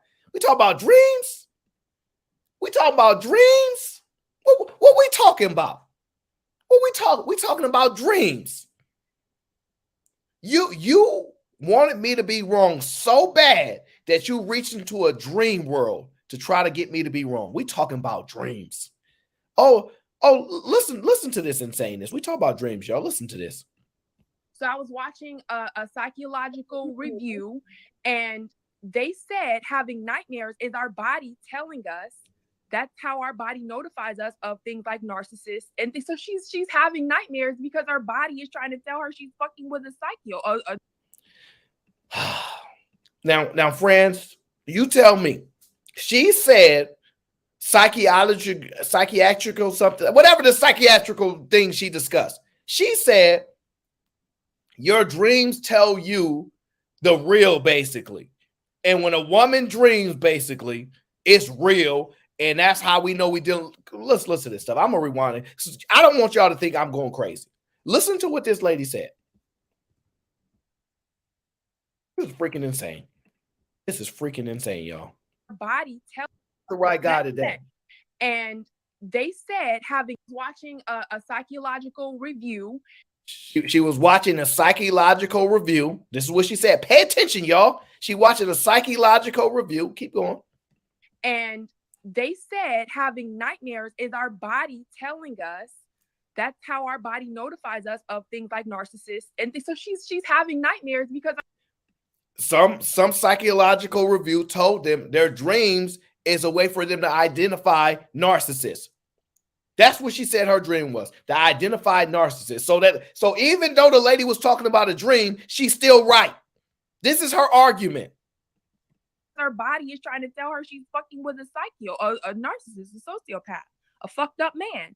That's why she's having nightmares. I have nightmares too about my child's father coming and blowing my brains out because that motherfucker is crazy. I have nightmares too. It's not just oh, she's just telling her crazy ass story. It's not just oh, she's just telling her crazy ass story. It's not just oh, she's just telling her crazy ass story. There is proof psychologically that is a telltale sign you're dealing with a crazy person. Your body is trying to warn you. Yes. But Ty, here's the problem. Men are idiots. Men are dumb. This is what she professed. I know you guys think, Aaron, why would you let her say? I don't know her to be wrong or right. I don't study psychological reviews where they say your dreams is a telltale sign of what you know to be true, right? But this is what she said on the Aaron O show, right? If you guys are not tuned into the Aaron O show, okay, make sure that you tune into the Aaron O show. This is what she said, right? This is what she said. Now, guys, don't ask me why I listen to that because I have to listen to it because she might be right. I could be wrong. I don't read all the studies that she read. I don't read close to the studies that she read. But I know she a woman, and I know she was making decisions about the difference between men and women. So it is what it is. But that's how dreams work for her. Don't work like that for me, but that's how dreams work for her, right? Now, I swear the power that exists is insane to me. I do not understand why. And some of y'all women believe this stuff. Some of y'all, hating that, some of y'all women believe this stuff. They all believe that she telling the truth. Yeah, I had a dream too. I had a dream I was a billionaire. Guess what? Woke up, no $1 billion. I woke up, it wasn't no $1 billion. I checked my bank account, $2.50. Nothing changed. Broke as a joke. Living in my mama basement. Still on the incel game. All right? And that was 5 years ago. So if you telling me dreams are real, prove it. Prove it. But listen. Now, here's the crazy part, y'all. I don't know if it's something correct or wrong about her or something wrong with me. I don't know, but let me tell you why I think something might be wrong with me. I'm going to tell y'all why, right? I try to conduct myself in a respectful, honorable way as often as I can because I don't necessarily want to make people look bad, right? I know I represent men, not to a degree all of men, but to a certain degree a certain type of men, right? And so it's important to me that I do conduct myself a certain way, okay? I'm not perfect. I'm going to be human. I'm going to make mistakes, especially if I'm freaking live all the time, right?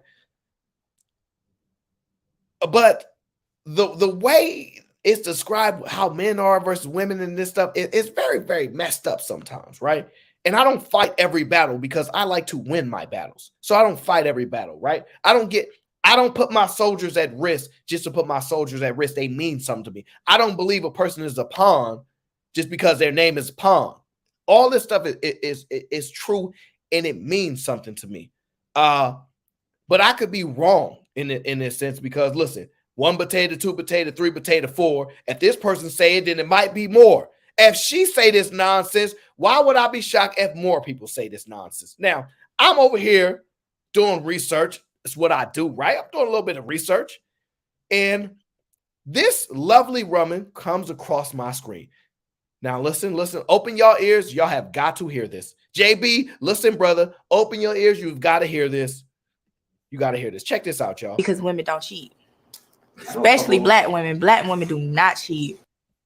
Now, Black women do not cheat, especially black women. They do not cheat, especially black women. They do not cheat. Okay. All right, look, you know what? I like your hair. I like black women. We can rock out right now. Maybe you're right. Maybe they don't cheat. I could be wrong. It's not like I saw somebody coming through messing with my. Let me chill before I get in trouble. Let me chill. Let me chill before I get in trouble. Get you one.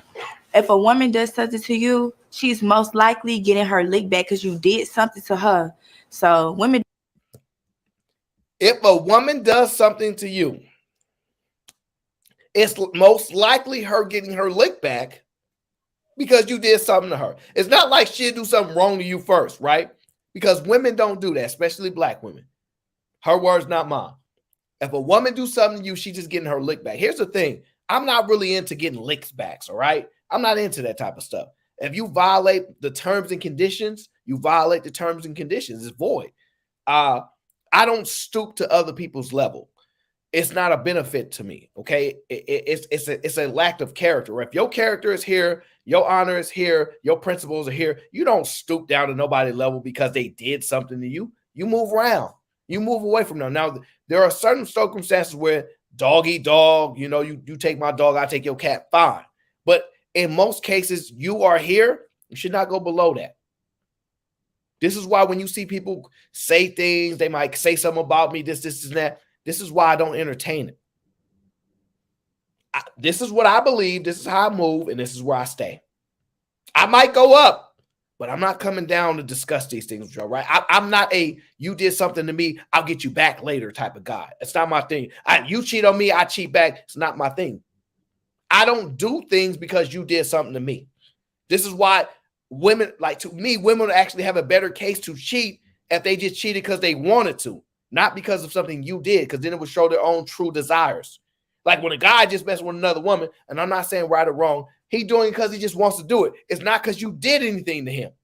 But when you do it, it's because he did something to you. These are the conflicts, right? But here, stay focused, y'all. Stay focused. This young lady right here, I don't know her name. Never met a day in my life. But she said, black women don't cheat. This is what she said. But guys, the problem with being a listener is you listen to everything people say, and this you can't make this up. Check this out, y'all. Don't cheat. Women just get their lick back. And if she didn't catch you doing it, she's seen it in her dream. So that gave her the go. Because on God, women is intuitive. Like, why would I lie to myself? So women don't cheat. Because women don't cheat. Especially black women. Black women do not cheat. Get you one. If a woman does something to you, she's most likely getting her lick back because you did something to her. So women don't cheat. Women just get their lick back. And if she didn't catch you doing it, she's seen it in her dream. So that you can't make this stuff up. She's seen it in her dreams.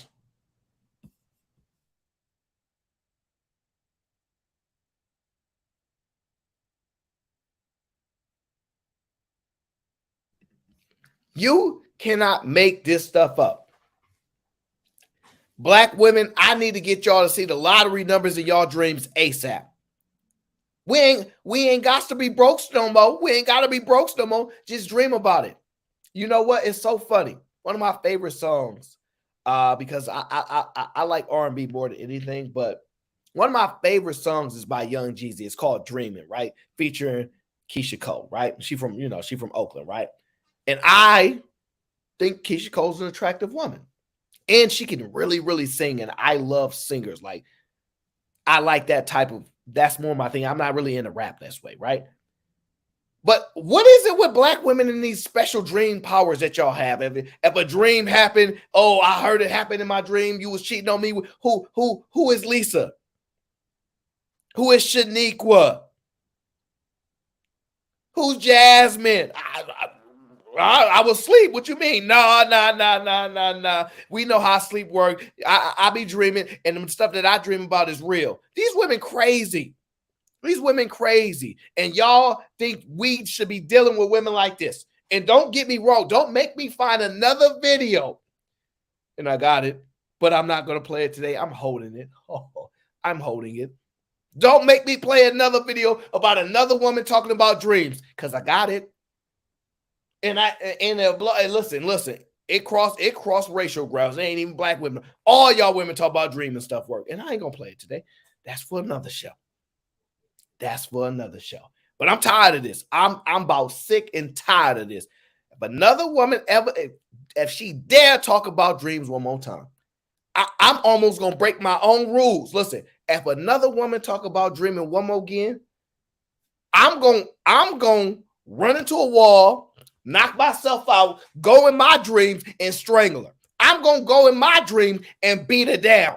Oh yes. Oh, since we dreaming, oh, it's gonna be a dreamer fest. It's gonna be dream fest. I'm gonna go in my dreams. Oh, it's gonna be, oh yes, we're gonna have a dreamathon.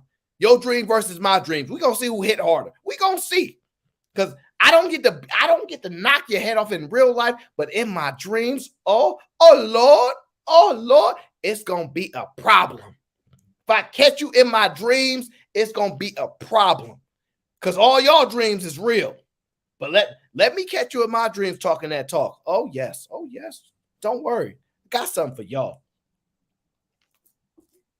I have something for y'all. I absolutely do. Okay? I got something for y'all. But I ain't doing no more of this nonsense. Gentlemen, if you see a woman and she talking about, but I dreamed it. Now, I'm not telling you what to do with your pimp hand. I mean, your right hand or your left hand. But I suggest you take the appropriate action when these women talk about, I synced it. You did this. I know you doing something wrong. I got time for this. I absolutely ain't got time for this at all, okay? I'm about sick of these people right here. And y'all sitting there, and you know the sad part is women in the chat talking about right now saying, yes, absolutely. I believe her. I believe the girl on my own stream was ready to fight me for something that she believed was real and believed was true because she wanted a man to be wrong so bad. But when you run into the right one, you run into the right one. Now, for my own sanity, I ain't gonna discuss this dreaming stuff no more. Oh, moderators, do me a favor. Please put Flora in timeout consecutively for the disrespect. Thank you very much. Playing these games. Ain't playing these games.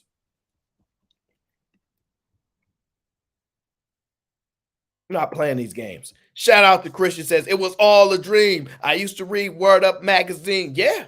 And if you dream too long, there's going to be a woman in there talk about, you cheated on me. Now, mind you, it gets even worse. Listen, forget you cheated on me. She going to be singing Keisha Cole, I should have cheated. She going to just tell you she should have cheated on you because she getting her lick back. Because that's all they want to do. If you do something, they go to their dream and they cheat on you to get their lick back. It's quite remarkable. Shout out to One Queen Lady E says, really now dreams is reality? Yes. Oh, yes. Oh, to her? Oh, those dreams are real.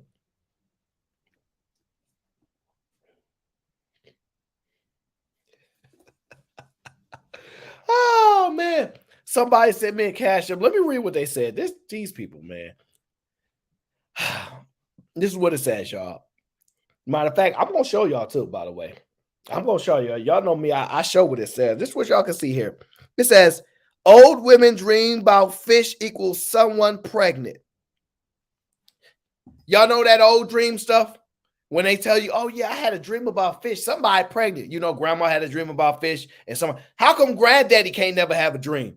Last time I checked, Martin Luther King had a dream, not Coretta.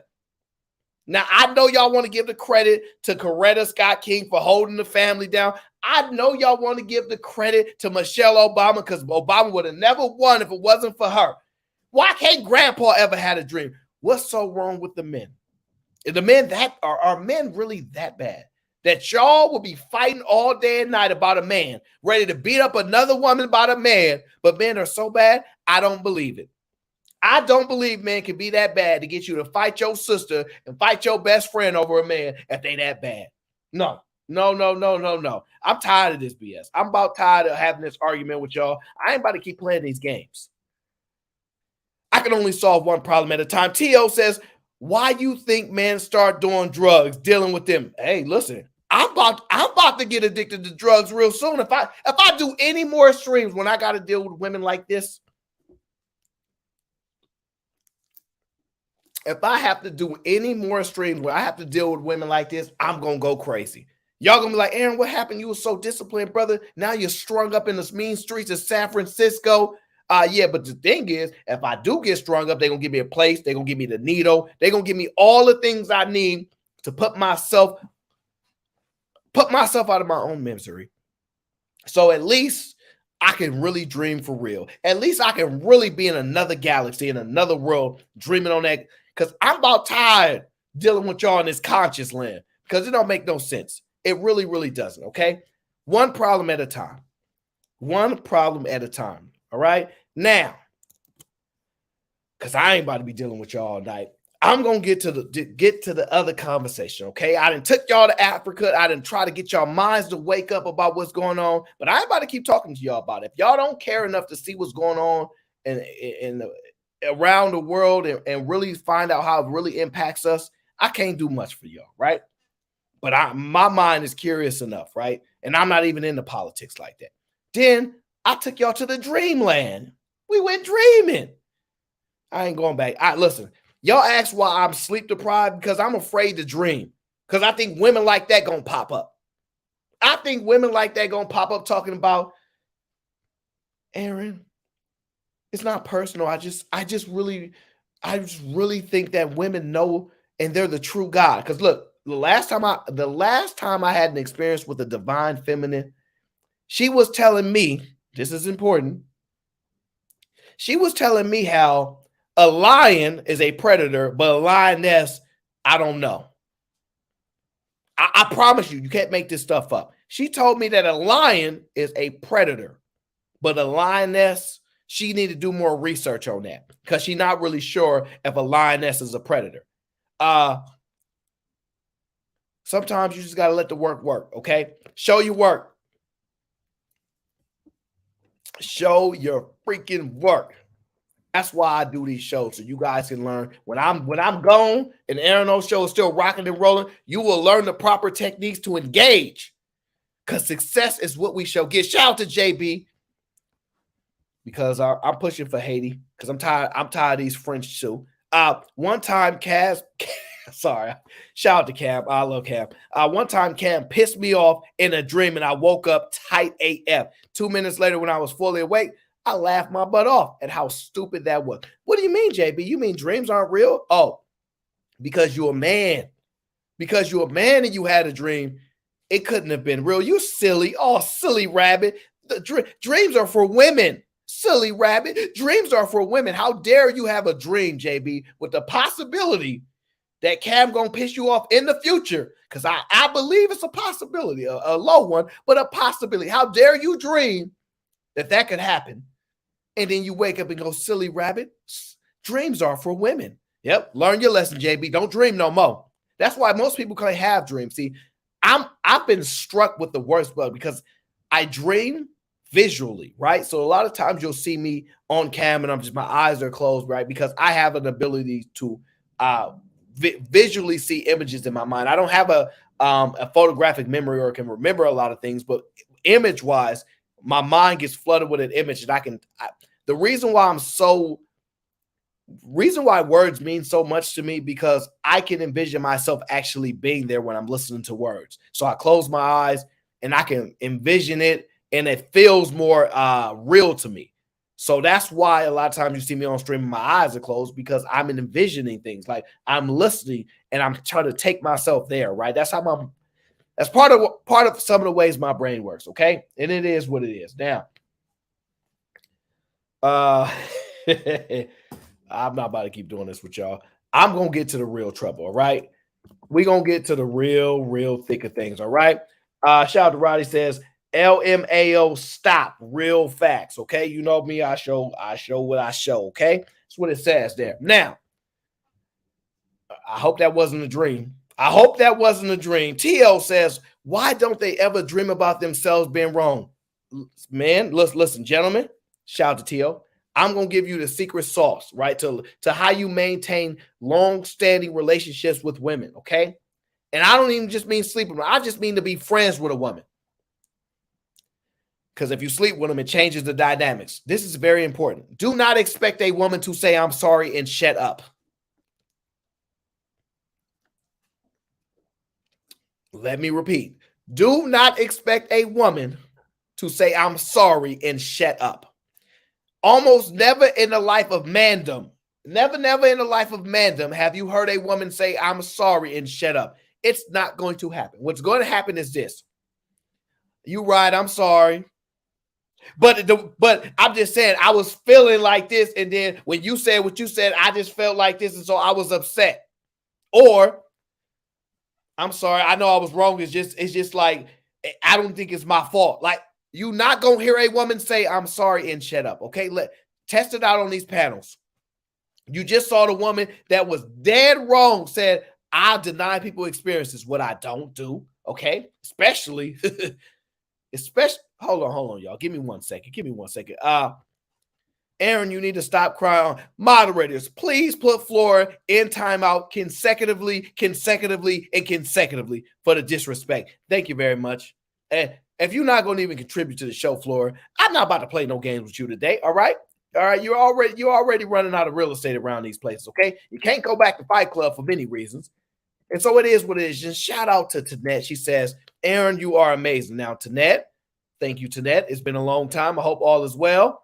Because I know that you love to mess with red pill people. I'm not red pill. I'm pink pill.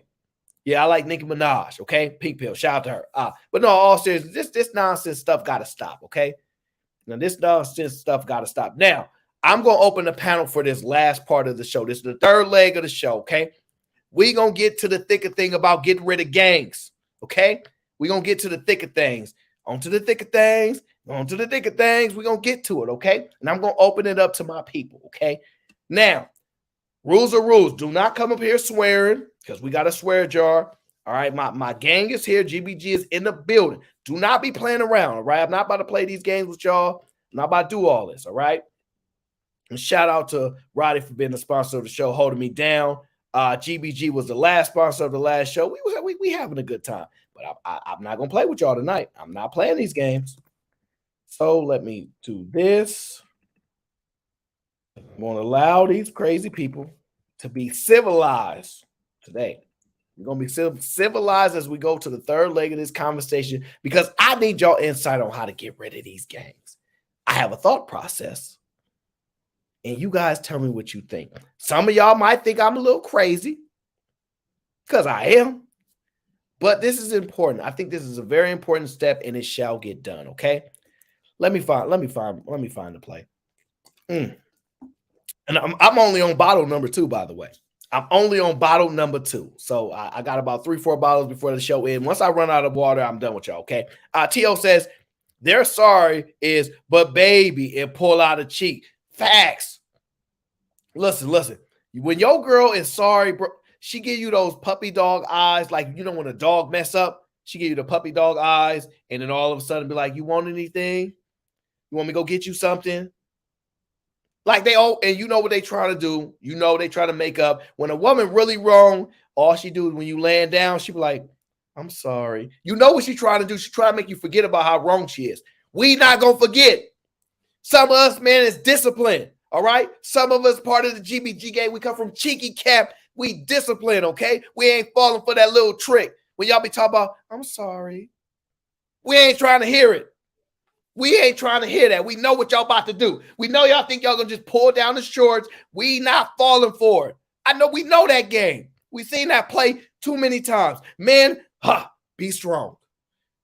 Be strong, okay? We not falling for that play, okay? We not falling for that play no more, okay? The men will be strong. And listen, let me just tell y'all now. Because I know y'all think I'm crazy, but I'm trying to tell y'all, right? Let me just show y'all one more time of what happens when I allow these crazy people on my show. Right here. Y'all see? Do y'all see? Let me show y'all.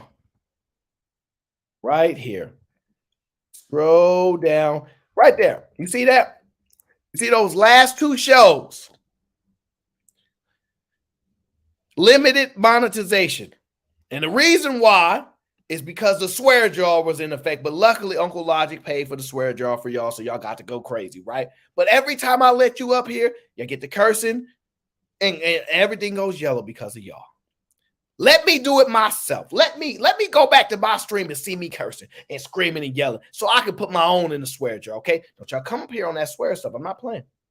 Don't y'all do it. Don't you come up here on that swear stuff. I'm not playing these games today. I want people with civilized voices and minds, okay? Now, let me find what I need to find. Yeah, that's what I want. That's what I want. Look at all the dudes in chat like, nah, Aaron, you on your own. I'm falling for it. Jay Ali, listen. My brother's not going to sell me out. When I say we strong, ain't no little bit of the 3,000 or 6,000, 9,000 going to get us, men. We strong. We not falling for it. We not falling for it. We not falling for it. We strong people, and we not gonna fall for that. So sorry, Jay Ali. Brothers is standing strong. Yeah, just look. The brotherhood is strong. We're not falling for these tricks that y'all been using on us for the last 197 years. No. We not falling for it. And I know I'm not. And I know everybody that's rocking with me in the game, we not falling for it. So nice try, but it ain't gonna happen. Let me see here. I'm trying to pull it up. Ooh, yeah, that video is gonna be up next. Okay, that's what we're gonna do. We're gonna get a little bit of danger here. Let me take this down because I don't want to talk to Ty right now. We about to get a little dangerous. Now, we need to get rid of gangs, and I have like not 100% sure how we can do it, but I got a thought process. And I think we should do a shout out. JB says solution to get rid of the gangs is do like the Haitians have been doing lately. Rise up and burn them alive. You want to burn them ninjas alive? That's a revolution I signed up for. Oh, I believe you definitely signed up for that and fund that one. I believe you will definitely say I will work to the end of time to get rid of these ninjas. I would agree. But JB, I'm about to violate. JB, I'm about to violate right now. So you, my brother, you got to hold me down because I'm about to violate. I am about to violate, okay? Whew. Let us begin as we go into getting rid of the gangs, all right? Listen up. In El Salvador, 2,000 prisoners are herded into a maximum security prison. It's disturbing footage. They've been jailed without fair trials as part of a nationwide crackdown. And what's really shocking about this video is it was posted by the country's president. That right there. That right there is the face of a revolutionary leader.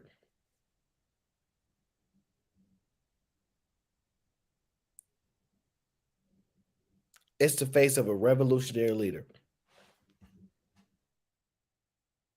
Now, the things that he's done is controversial, but I have to say, Flora, you need to be on camera if you want to come on my show. Okay, I'm not playing these games today. But you see those men running in and out of that prison? All them tattoos and whatnot. Hey, Lindsay, you see all that? Those men have been detained without trial by this man and his leadership in El Salvador.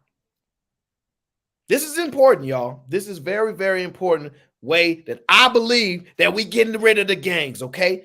This is the person I'm voting for if I get an opportunity. This is the person I'm voting for if I get the opportunity. What's going on today? How you doing? Hey, Aaron. How are you? I'm just breaking down and showing the people the roadmap to getting rid of these gangs in America. This is what I want to adopt. So while I was connecting to the studio, it cut off right when it said that they was in the prisons and stuff. So what was that last part? Oh, no, we'll get to it. We're going to get to it. Shout out my brother okay. Spence. I see you, Brody.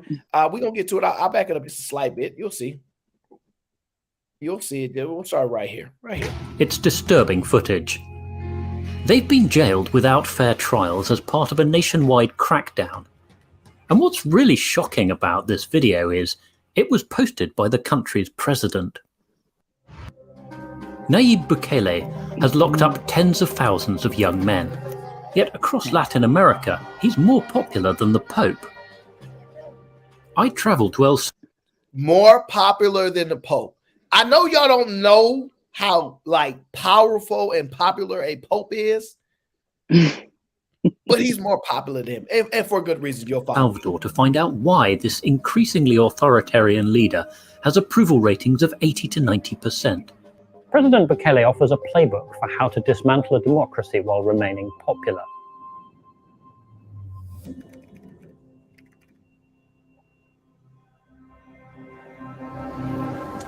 We're standing on a road outside of prison in El Salvador.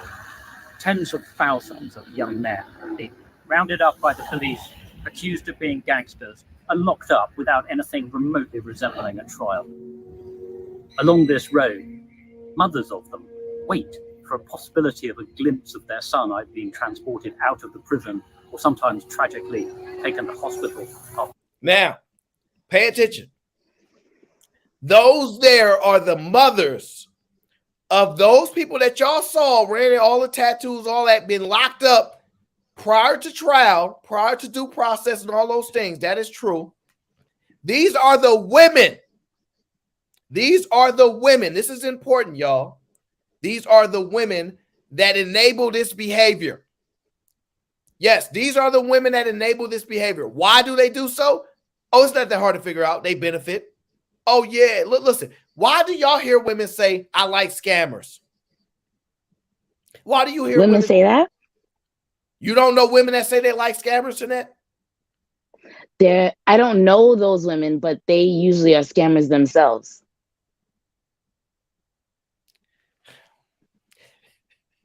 Listen, I don't know those. I personally don't know those women. They are the ones that speak like the girl in that last video about revenge cheating.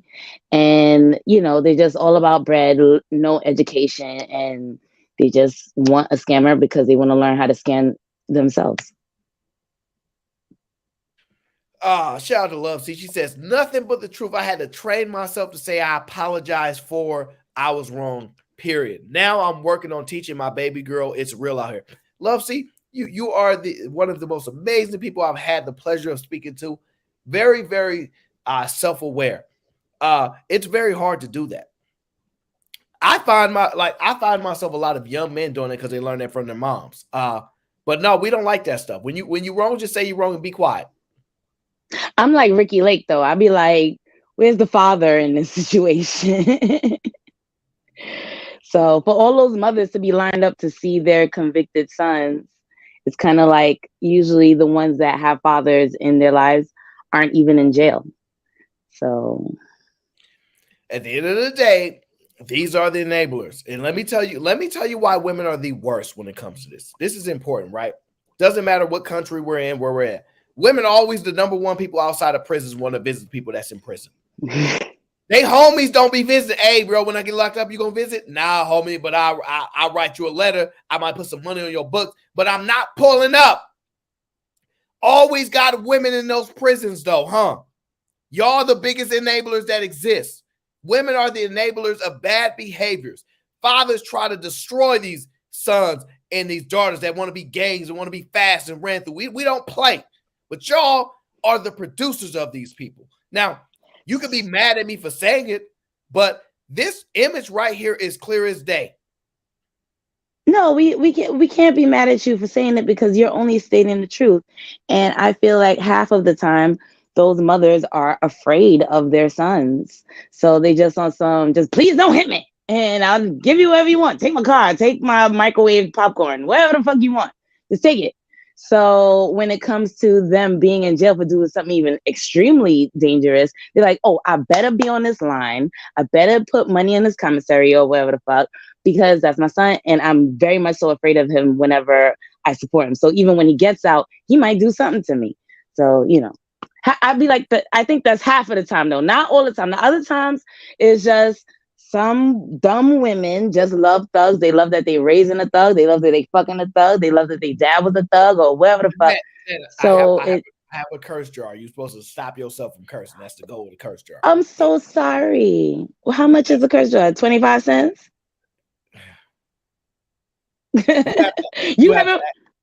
You have to ask my chat. I don't know how much they charge for all this cursing, but listen, they come to my show because they want people to be a little more informed, okay? They want you to use words that are not so vulgar, right? That's the goal. That's what they come here for. Okay, well, I'm glad if I just gave you that idea. You should charge for each curse word if that's the case. I don't know the 25 cents. But anyway, so here's the point. At the end of the day, it's y'all enabling these behaviors. It's y'all going to these jails. I shouted JP. He said, funny, listening to Brit virtue signaling about rights while in the UK deals with an out-of-control stabbing epidemic. The president has results. Oh, I expect them to complain about it, but they're not going to fix it. I expect them to complain about it, JB, because they're not the ones that's got to fix it. This is important. Let's get back to the video. Beatings inside. These families are feeling the effects of one of the most intense wars on gangs Latin America has ever seen. El Salvador has long been plagued by stratospheric levels of gang violence. Like nearly every president of El Salvador, Nayib Bukele won office on a promise to crack down on gangs. Unlike previous presidents, he did so with a ferocity that was quite unprecedented. His program was to toss out the old rulebook and round up a huge proportion of the young male population of El Salvador. Anyone whom the police remotely suspected of even distant ties to a gang, on the flimsiest of evidence, could... This is important. This right here is important, right? He decided to run on a promise to fix the issues. And this is why important. He said, we have to throw out the playbook. We have to throw out the playbook. We can't do you know why? Most criminals know the rules and know just how to work around the rules. Most criminals know, oh, you can't bring a weapon in this zone that says no weapons allowed here. We're going to bring our weapons and y'all going to follow the rules and y'all not going to bring y'all weapons, right? These criminals, they're geniuses. They've been getting away with this for a very, very long time, and it's not going to stop. It sounds like he's doubling the playbook. Oh, my bad. Well, we'll see. Shout out to Jacques Cartier. He says, shout out to Whoopi Goldberg, a.k.a. Tanette, on the panel tonight. I love Whoopi Goldberg. She's a very good comedian. I got Ty Gibson says, charge Tanette for the rat tail. Whoa. Now, come on now. It's on the side, actually. So what is this, a cattail? Yeah, she a little bit different, y'all. She do things different. It's on the side today. Shout out to JB. He says, Aaron, look up how he also destroy illiteracy in El Salvador. You got to have a radical mindset like this if you want to solve these problems. I'm gonna look that one up next, JB.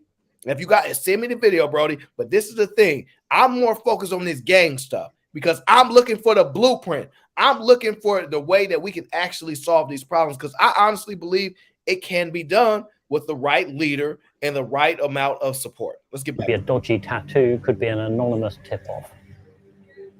So far, Bukele has locked up the equivalent of 7% of El Salvador's young male population. So I want you guys to look up the population of El Salvador and do a calculation of 7% of that population so you guys understand the amount of people he locked up. Now, this is important. If you have a tattoo, you're getting locked up. If you got a tattoo, you're getting locked up. If somebody in the hood say you're part of a gang, you're getting locked up. We locking everybody up.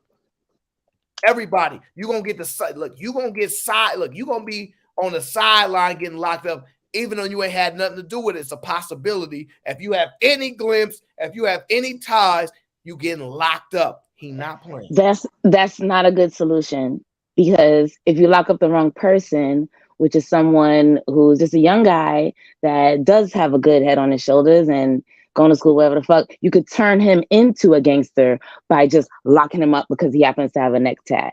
So that's a dumb logic. Now, let me ask you this. Do you consider yourself a woman? Just out of curiosity. Of course. Okay. So I don't know. Everybody identifies with different stuff. I have to ask. Okay. Do you think that as a man, I should listen to a woman when it comes with dealing with gang violence? Like y'all do, like y'all know anything? We listen to any woman? Yes. Why? Y'all the biggest producers of gang members on the freaking planet. Why should we listen to y'all? And that is why. So you know how to solve the problem that y'all the ones that perpetuating the problem. Y'all know how to solve the problem that y'all perpetuate. That's your argument? Sometimes that's who you have to go attack, is the person that is making the problem. So listen to that person. Oh no, we gonna get y'all out the way. Yeah, we gonna attack y'all and get y'all out the way. Oh, y'all ain't well, you could say y'all. You could say y'all, but there are women that have never had kids, and if they did have kids, those kids are not gang bangers. So maybe those are the women that you can actually listen to and trust. No, we cannot trust. We cannot trust any women when it comes. Let me tell you why. All right. Look, when you look at the video, who are the ones carrying out the action to lock these people up? I don't see women. The non-absent mothers. Y'all don't want to smoke. Y'all not trying to fix nothing. We're not trying to fix men. So you're saying we shouldn't? No. Most gang members start at 11. Okay. Those are not men. I know you like to believe that there are men because you don't see boys as victims. Because you're only I'm trying to fix the men that left those little boys. Why did the men that created those little boys leave them? I'm sorry, Aaron. Continue.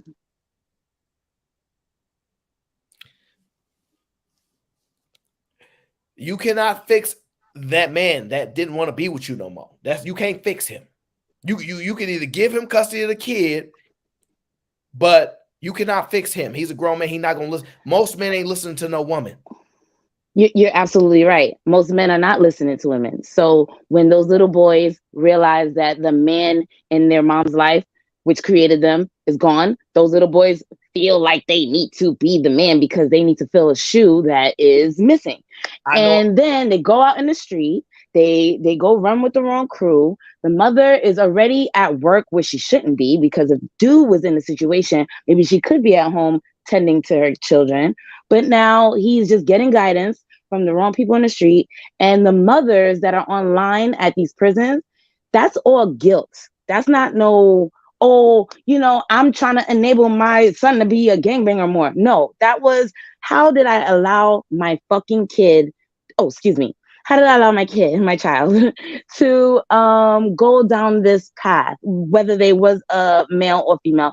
And the reason why I say that is because some female gangbangers are worse than male gangbangers. But all right, is that. Yeah. Let's get back to the video before you get yourself booted off. All right. So look, this guy right here, he looks as, guilty as possible. I'm going to say that.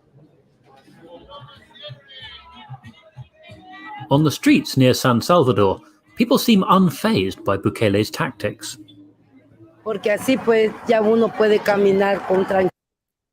Let me just read what that says for people that cannot see it. Okay, this is important, right? Here we go. It says here, now one can walk with a peace of mind. One's children are less worried. So thank God with the regime. Yes, for me, this is good. So she's saying, listen, we can walk down the streets and feel safe and have a peace of mind. I'm trying to tell you. Tranquilidad, sus hijos están más tranquilos, ¿verdad? Entonces, gracias a Dios con el régimen, sí, para mí está bueno eso.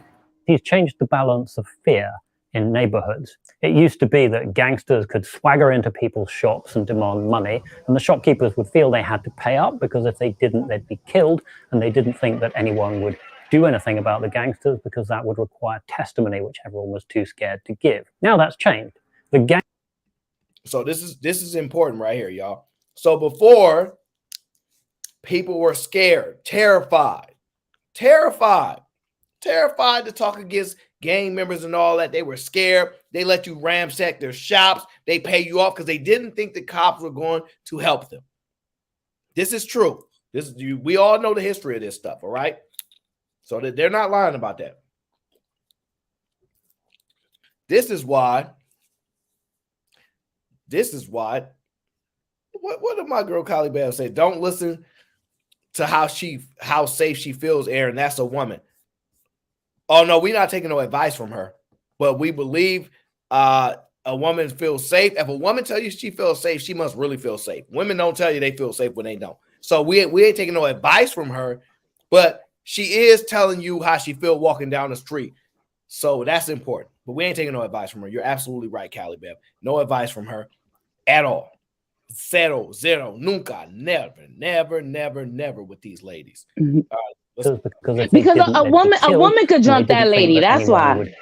So a woman could jump a lady? Yeah. How you gonna jump a lady one-on-one?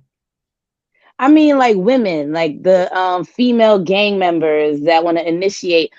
Did you know that? Do you remember the Steve Harvey show? Wait. You think there's a bunch of female gangs in other countries and stuff like that? You believe like it's maybe a bunch of gangs? If there's some in here in this country, maybe. You only get to exist in this country for how society exists. You ain't gang. They're not gang banging in other countries. Are you out your mind? So why would you even compare? That's El Salvador. Is that the country? Why would you compare the men over there to the men over here and the judiciary system over there to over here with that? And also just 100% believe that there can't be female gangs over there like there is over here.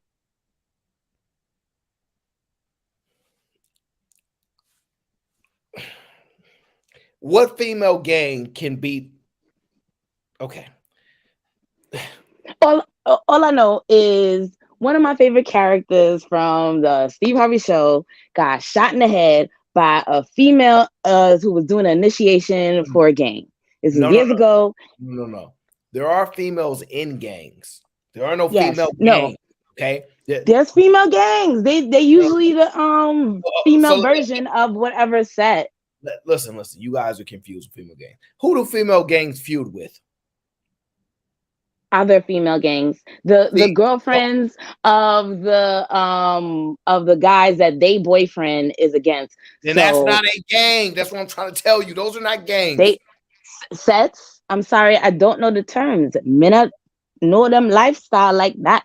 It's just if it's sets or gangs or whatever the fuck, I'm saying there's groups of girls that can be dangerous. So I understand what Callie Bev is saying. Was that Callie Bev that said that about? You can't trust what the lady is saying in the video? She was being funny. She was saying, don't listen to women, so don't listen to a woman now saying she feels safe. That was the point of what she's saying. So once again. Which is kind of true, though, because she could still get jumped or whatever the hell by the person that this leader is not looking at.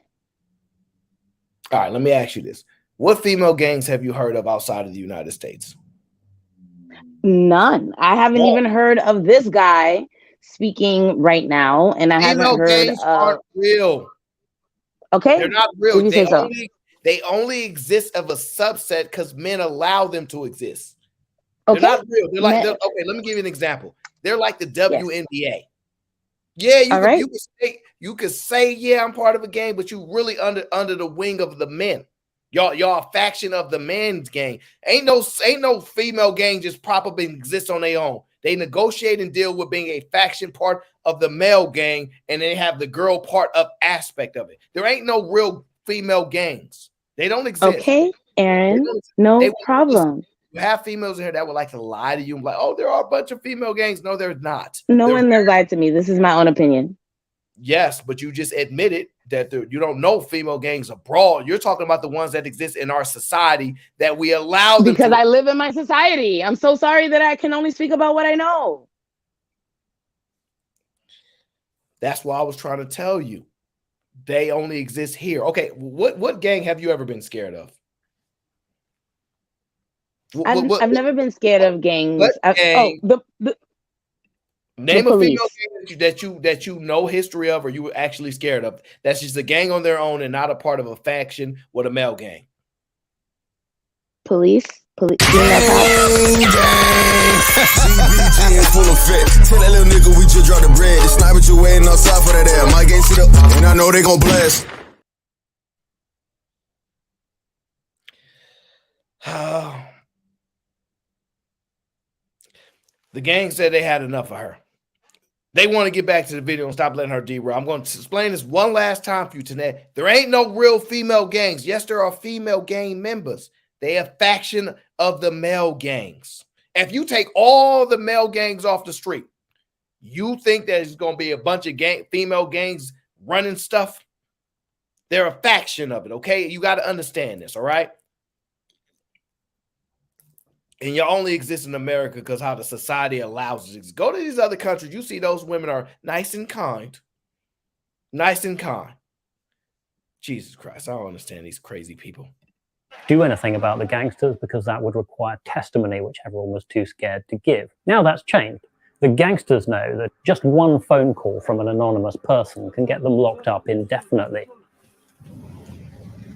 Many Salvadorians are delighted that the gangs have lost their grip, but the families I saw outside the jail told a different story.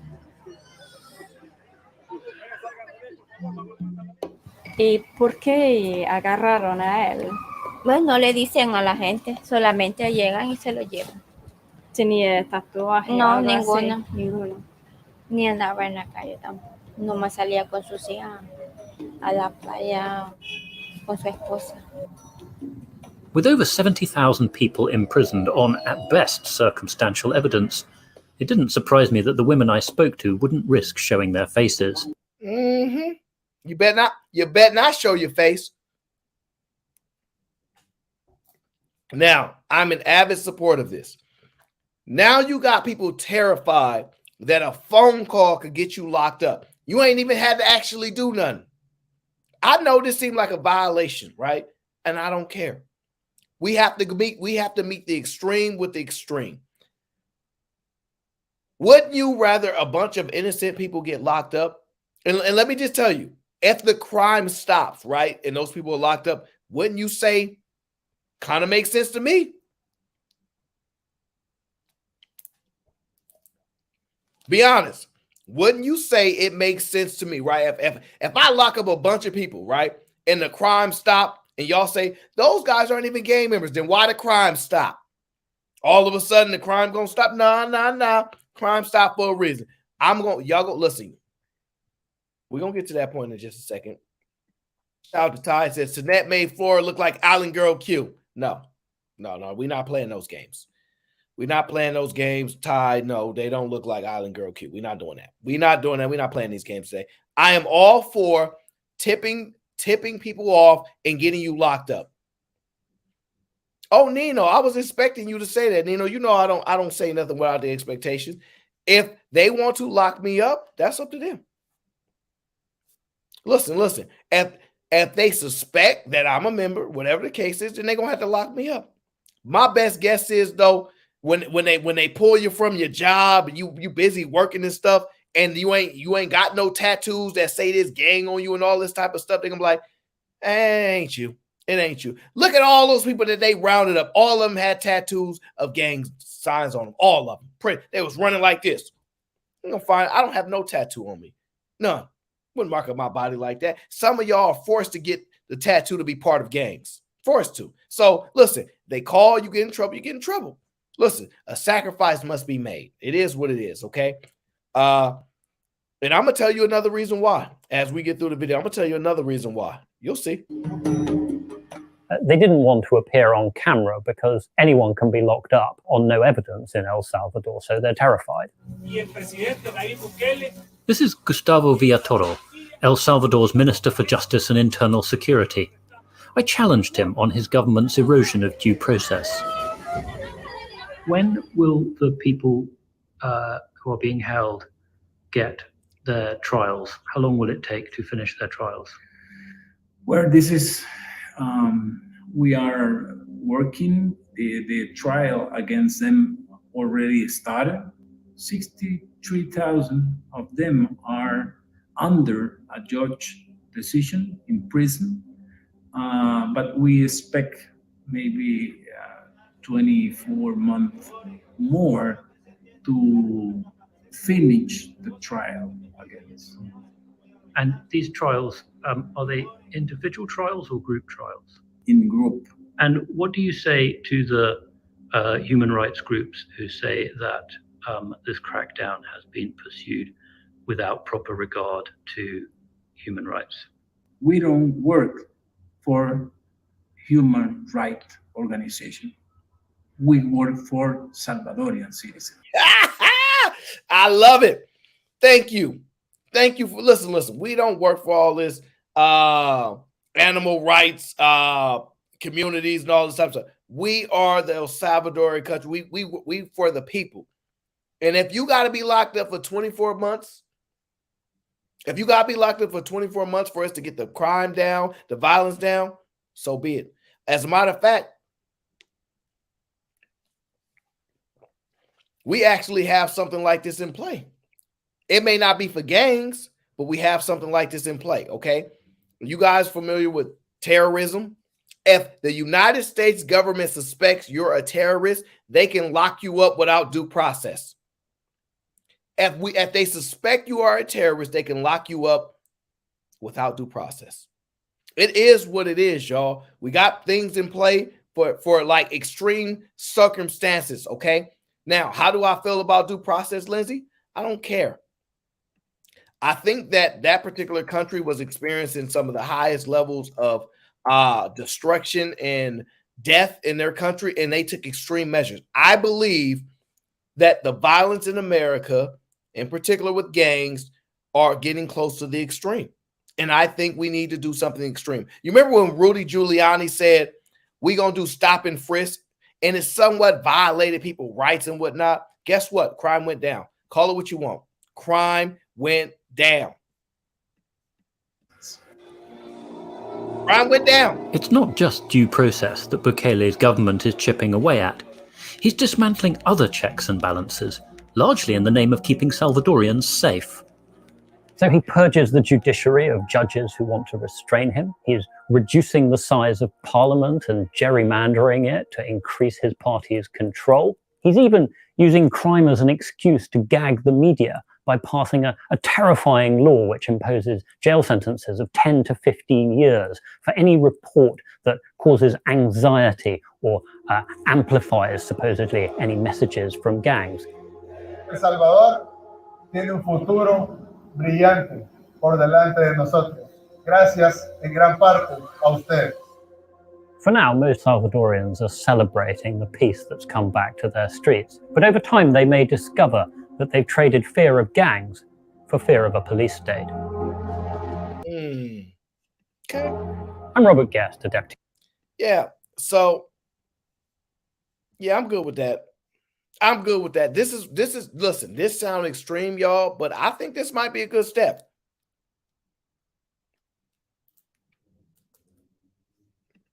Shout out to Ty. He says, Aaron, never been arrested. One day, if you pay me enough money, I'll show you my mugshot. Because San Mateo or North Alameda County jails have wheelchair accessible. That's not true, my friend. It's not true. And one day I might show you my mugshot. One day, if you're lucky. It's going to cost you, though. Because they got my bad side. I don't look good. But I think it's time that we switch it up. I think we need to make extreme circumstances that we're dealing with into an extreme outcome. I don't necessarily like the violation of due process, but I think when it comes to violence, when it comes to gang members, listen, let me tell y'all this. Do you know that being a gang member is popular? Do you know you can celebrate being a gang member? They actually can wear the tattoos and say, I'll bang this, and that, and nothing happens to them. You should make people terrified to get tattoos of gangs on them. You should make people terrified to think it's comfortable being a part of a gang. Right now, people think it's the coolest thing ever. Especially when you're talking about gangs that commit these high-level crimes, and y'all know the ones I'm talking about. I'm trying not to use such expressive language on the YouTube airwaves right now, although everybody else will do it. I think this is a good idea. Kylie Bev says, we tried mass incarceration and it didn't work out too well. You're wrong, Kylie Bev. We did not try mass incarceration the way that it should have been tried. They still had due process, Kylie Bev. They still had due process. Let me tell you this. How many gang members are going to be sitting in the hood knowing that just one call, whether they innocent or not, but they are identified as a gang member, can get them locked up?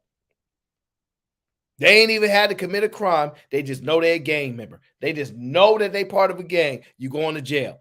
How many people do you think will be sending in those alerts like, yeah, they did it? How many people do you think will be afraid then that you don't have to become a witness on the stand? That, hey, if you just give us the right tip of where this person at, we'll come get them for you.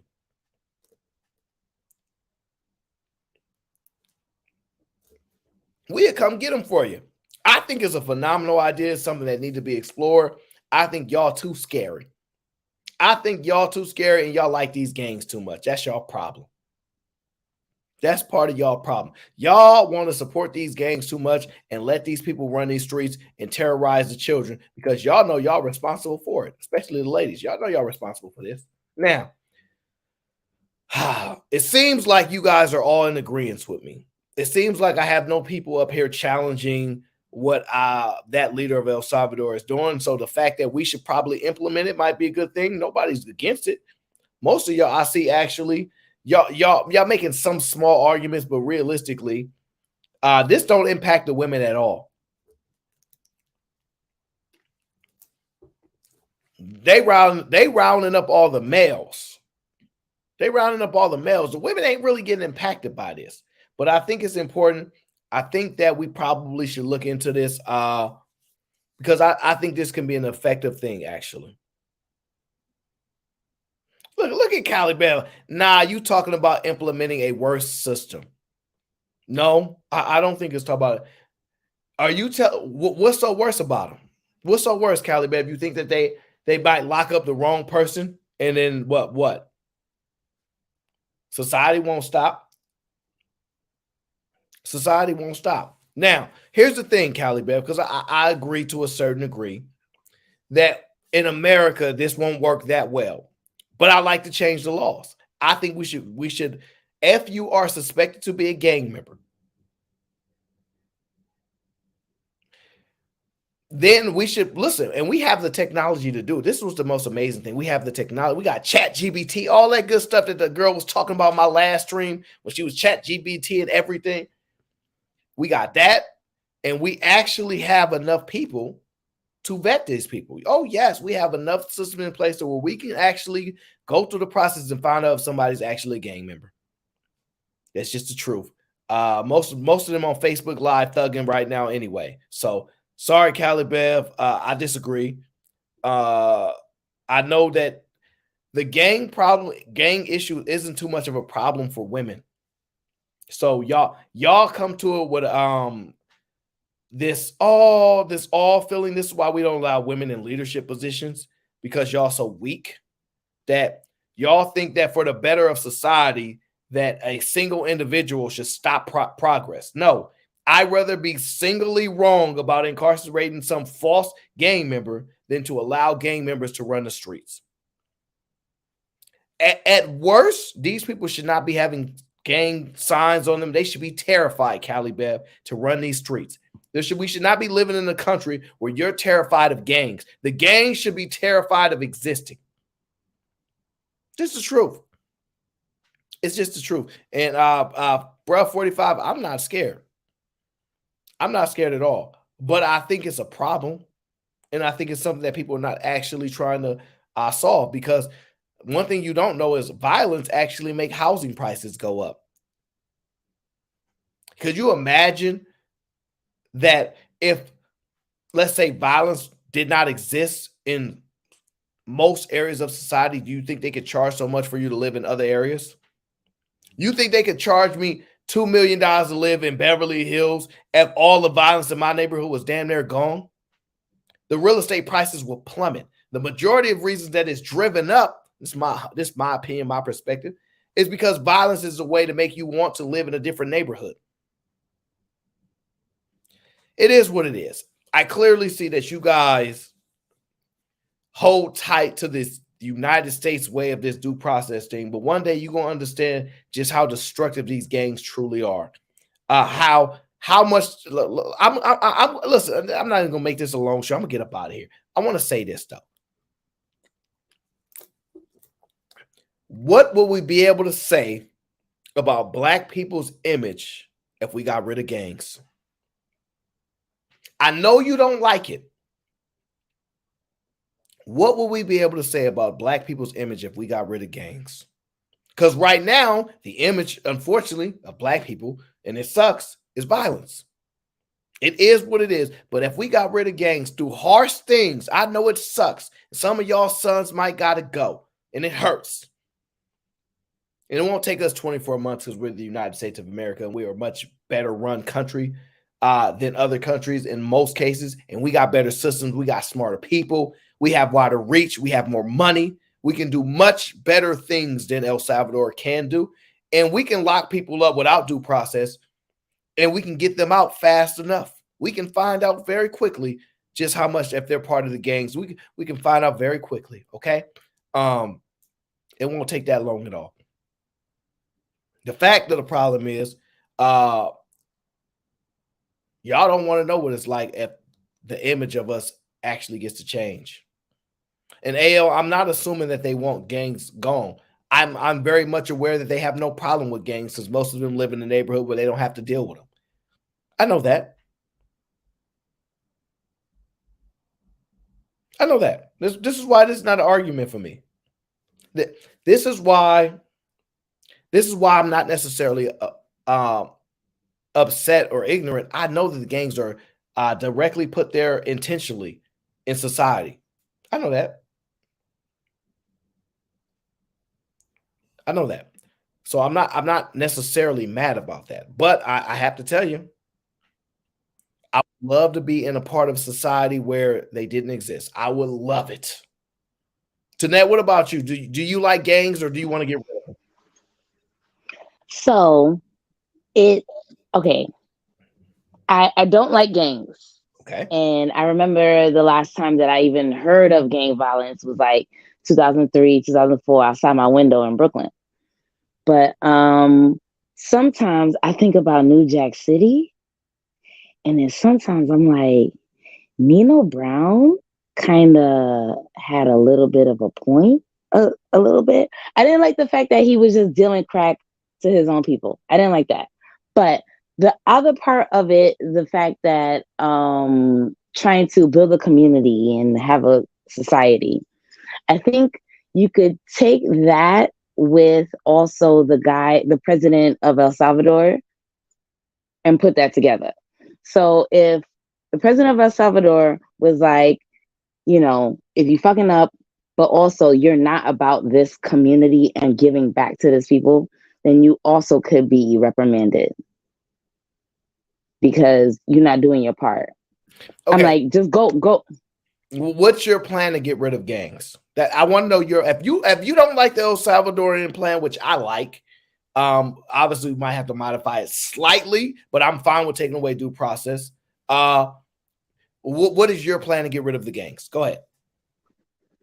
Draft boot camp type, the shit that you have to go, the 6 months that you have to go to, 6 months you have to go to before you go into the Army or Marines or whatever the hell. Draft these mofos instead of just having them sit in a cell and plot with someone else on how to do more crime for when they're ready to get out. Because sometimes slapping 5 years, 10 years, even El Salvador's president, 15 years, sometimes that's just enough to scheme as soon as you get out. Because all you know is jail and you're ready to just go out, do illegal stuff, come back to home, which is jail. You're a jailbird. But if you do drafting, like I understand what Cali Bev was talking about earlier with the mass incarceration around the late 80s, early 90s with that whole 3-strike thing. With Clinton was like, you got 3 strikes and like you're just in jail indefinitely. So wait, because you just talking a lot. Your plan to get rid of gangs is to force draft to go through like a boot camp. To do boot camp, yeah. Draft them. Because now it's like they're incarcerated, but they're also being refined at the same time.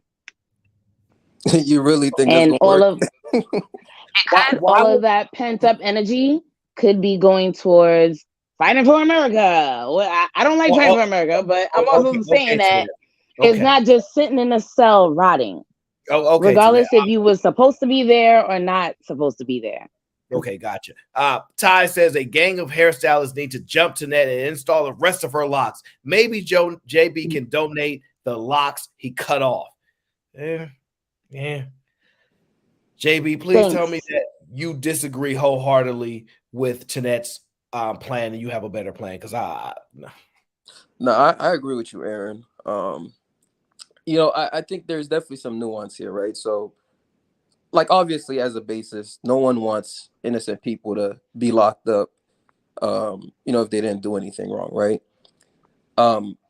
But first of all, there's several things that need to be addressed here. So the first thing is that the El Salvadorian government, they didn't just, the way that that video portrayed it is not entirely correct, right?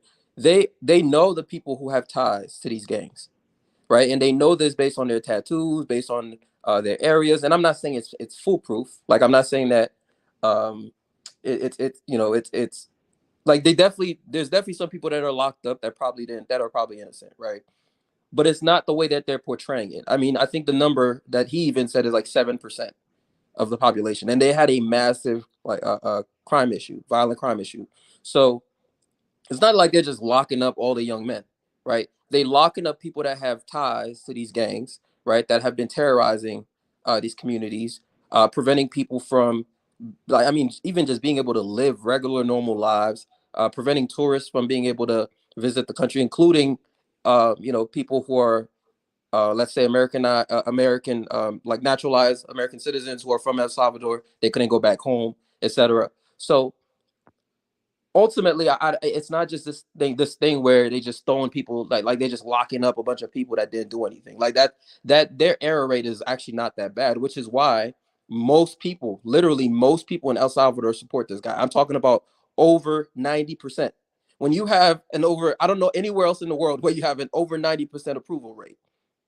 Right, this man, most people, even these people who try to talk bad, when they go and interview these people, when they actually talk to real people on the streets, most people in El Salvador support this man, right? And then if you speak to people who are from El Salvador in America, unless they're gang affiliated, they also support this man. So I think this is one of those things where, obviously we want a perfect system, but we'll never have one. And to me, it's better if this man is able to get rid of violent crime that quickly. I mean, he did this in a matter of 2 years, right? In a matter of 2 years, he basically decimated their stronghold on the majority of the country. So I think what the issue we have here in America is that we've glorified a lot of this shit. We've glorified it. We've made it cool, right? And so when you're the guy going against the gangs, it's like we live in this upside down world, especially in the Black community, where if you're the guy saying something bad about the gangs, because all these people have, whether it's their brother, their cousin, their whatever, right? You're the bad guy. You're the bad guy. And I say, fuck that. Like, I have some of these motherfuckers in my own family, and I don't give a fuck, right? I think if you're harming your own people, you're selling poison to them, right? You're killing them, etc. Yeah, I want you gone. Like, I don't care whether you're related to me. I don't care if you have my last name. I don't give a fuck, right? But these people are not able to do that. Most of these folks are not able to do that. They're not able to detach themselves because they see their brother, right? When they hear you talking like that, Aaron, they see their brother. They see their cousin. They see their daddy getting booked for the shit he's done. So I think that's the main issue there. I believe it. I'm not sure who that is in the back, but you have to put your camera on for me to verify you. I don't know who Crown is, but please turn on your camera to be verified. If you want to have a part of the conversation, listen. Antonio, look, he said we go to Chicago right now and would change everything overnight. Oh, Aaron, have you ever seen? You are ridiculous. You are ridiculous. How am I ridiculous? I have an opinion. I have a different option, a different perspective, so to speak. I think that we need to focus more so on the education of the kids. Like, we need to get them while they're young, so before they get old and get in gangs. And I think it needs to be done on a national level through the public education system. Men need to be educated based on their biology. And so they should be in some type of like disciplinary physical activity required, like taekwondo or some shit like that. Like, they need to be under structure biologically. So if we do that and then we focus on, okay, where is the mind part being messed up? And that's in our music. So we need to come after these music executives, because that is in the culture. They're allowing it in the culture. So maybe not allow you see Aaron, your idea is like you're allowing for the Salem witch trials. You trying to come with the Salem witch trials. They go anybody that looks like a gang member, and you know y'all style. Y'all don't have no professional swag about yourselves. Y'all don't dress in suits and you know, dockers and all that stuff. You all look like gang members half the time. So everybody's gonna get locked up. They're gonna be using that shit like the Salem witch trials. So why not do it while the kids are young? Come for the kids, educate the kids, and come after the mind fuck in the media. That there are the problems. The mind is the control. So Crown, you want to keep these men around as opposed to locking them up. That's what you want? I'm not saying keep them around or push them away. I'm saying whatever you want to do with them, that's your personal decision, but they need to be trained as children, and you let them figure it out when they're adults. Okay, but that's a separate point though, right? No, because it's not, that doesn't address the gang members that are active right now. In them, and you have guided them, and you have instilled some guidance and some type of, because we don't have the strong religious background that we used to have. We don't How have do you that deal with the guidance. gang members right now? We don't have that guiding people anymore, right? So if we don't have that guiding people, we need another guidance down, like at the baseline in the education system, and then we need to do something about the music. So what do we do with the gang members right now? Music and sex as like the culture. Crown. What do we do with the gang members right now? I didn't hear him because he I don't know. So the thing is, again, this is what always happens, Aaron. Let me just read what Lindsay Super Chat says. I have a long question that I'll write in the chat. Is it thank you? Okay, you may write it in the chat, Lindsay, because it might be too long for me to read. So Crown, JB has a question about how do you deal with the current gang members now? We understand that you want to deal with them as they're young. And I had an idea for that too. Boom. Mm-hmm. So yeah, again, Aaron, your idea was the Salem witch trials. That's not good. And then drafting them into the military, that's not going to change their mentality, right? So I didn't say military. I said just the boot camp part of it. And after I got muted after that, but after that, I was thinking maybe going back into the community to help. And if you don't help, then you will get reprimanded, because this is literally your last chance. This is just not you being thrown in a cell to be doing nothing, but you're actually going to be getting an education. You're going to get your physicalness up because you're working out and all this other bullshit, but you're also helping back. So now you're learning how to be a civilian. This is why civilized. This is why women can't solve. But you're not going to the army. This is just that training of it for mofos that get arrested. Y'all live in a fantasy world. This is why y'all can't solve. Maybe y'all live in a fantasy of what you're saying. I'm just saying. The issue with that is that you had past a certain point, there's nothing you can do with the male. Biologically, they are like he said, a woman can't tell him nothing. Really, a man can't guide him past a certain point. Like he think he a man, he didn't smelled himself, he didn't felt some, so that you can't tell him nothing past a certain point. So really that to give really up, no matter. second chances. So is that what you're saying? No second chances? Give up. What I think should be done about the current gang problem is like a martial law lockdown gang member roundup of the known problematic, like a open window where you can get some you can't make this shit up. The purge, just a small window, round their ass up, scare everybody, right? You want to purge and people? Then go ahead, just wipe a whole bunch of their asses out, round their ass the fuck up, put them in some type of camp or something, put their ass to work, work these. You can't make this shit up, bro. Wow. And then focus on the kids. Yeah, because you can't do nothing when once they Okay, already so Crown, dead. you just said all It's that done for. basically to Crown. I disagree. Okay, so this is this is hilarious. I'm sorry. I'm not... Go ahead, Aaron. I would No if Crown was in the chat right now, I would put her in timeout for the disrespect. I would totally put her in timeout for the disrespect. I can't believe you, Crown. I can't believe you right now. Because you can't do nothing with y'all. I like past a certain point. Like there's no training you, there's no changing you, there's no inspiring you. You can't inspire you nothing but yourself. And what are y'all inspired by? The music, the sex, the money, the drugs, getting some pussy. Wait. Don't start this. Don't look, Crown. Don't come over here with your political agendas. Okay. If you've been watching my show, I'm not doing that today. Don't you dare start. Okay. This is what you're talking about is politics. You're talking about laws. You're talking about yeah, and I said your political agendas, not my political agendas. It's my show. I do political agendas on my show. Your agenda, you sneaky. You sneaky. You trying to underthrow. And I ain't gonna say nothing. I'm gonna let the people figure it out for themselves. You ain't sneaking me though. I'm gonna let them figure it out for themselves. You ain't sneaking. Go ahead, Trigger Mike. What up, Brody? What up? I'm here listening. Interesting what the ladies had to say. But what's the question at hand? I had to restart my computer. That's all good. We trying to get rid of gangs. Okay. Now I went across a video about how El Salvador has essentially got rid of all the violent problems that they're having. I saw that part. For the most part, right? And I think it's a phenomenal idea. Is it perfected? No.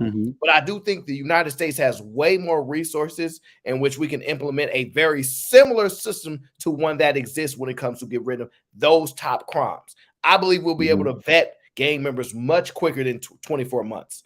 And I'm perfectly fine with it in the short term, us being wrong about somebody and getting them out in a month or two, whatever the case is, and then having them on the streets and allowing crime to continue to persist. Actually a fixable. In that case, it's going to be a lot easier for us. I mean, we have an information society, so we can narrow it down to somebody's IP address, their exact address. People talk about the crimes that they do in America in their rap lyrics. All right, so in America, it's nobody's really wearing a disguise out here. Everybody wants to be seen doing whatever it is they're doing because it's a part of their appeal, right? So they do it in school. The schools even identify, if I'm not mistaken, the people that are associated with what gang. When I was in high school, they had to separate the neighborhoods because of the neighborhood gangs. So we have so many ways to do it. Not only are you right, Aaron, I'm 100% for it because we're about to hit a fever pitch, right? What I really notice is that when the people with the money, and I don't mean like politicians, I mean the people that pay real taxes, that when they start complaining and whatever crimes start affecting them, like you see too many men drift into these neighborhoods and you're messing with their daughters and stuff. Oh boy, like these men with money, and I don't mean like, stupid politician money. I just mean enough money to have a significant impact on the property taxes. And if these people decide to move out of this neighborhood, those are significant dollars lost to the school system, whatever, what have you. So they listen when these people talk. So I think we've hit a fever pitch to where you better take them out before we hold court on the street. You see what I'm saying? And the neighbors start taking them out. I'm 100% with them just rounding them up and locking them up. Trigger Mike. Yeah, go ahead. And I think the other thing too is we don't, even before we go to the radical way of addressing things, right? I think even the way things are today, it's actually quite frustrating sometimes when you hear about some of these cases, right? And then you find out that the dude was out on bail for an attempted murder or some crazy shit, and I'm just like, why did they let this nigga back on the streets? That'd be my number one question. And then at the same time, you're hearing, the left talking about criminal justice reform and this and that. And like I said, I don't want people to get booked if they're innocent. Like nobody wants that. But at the same time, if the trade-off is you might have a couple innocent people versus releasing dudes out back on the streets who might actually murder somebody, right? Yeah. And that's something that actually has been happening at a very, I would say, alarming rate. Okay, well, we have people, repeat offenders, right? People who should have been kept behind bars, they get let out, and then they go and they commit some more heinous crime, right? Mhm. So I just, to me, I think even before we go to that radical measure, even just figuring out how to deal with this situation, like some of these niggas deserve to sit their ass down. Like I don't think you need to. I don't think you need to have the option to be able to get out if you're charged with certain types of crimes. Now that being said, if we're gonna have that standard, I would agree that we got to make sure that the threshold for actually putting that conviction that charge on somebody should be high, right? We should have at least enough evidence for you to be able to substantiate that. But once you have a certain type of charge on you, I don't think you should be allowed to be back on the streets and put other people's lives at risk. Like I think it's crazy.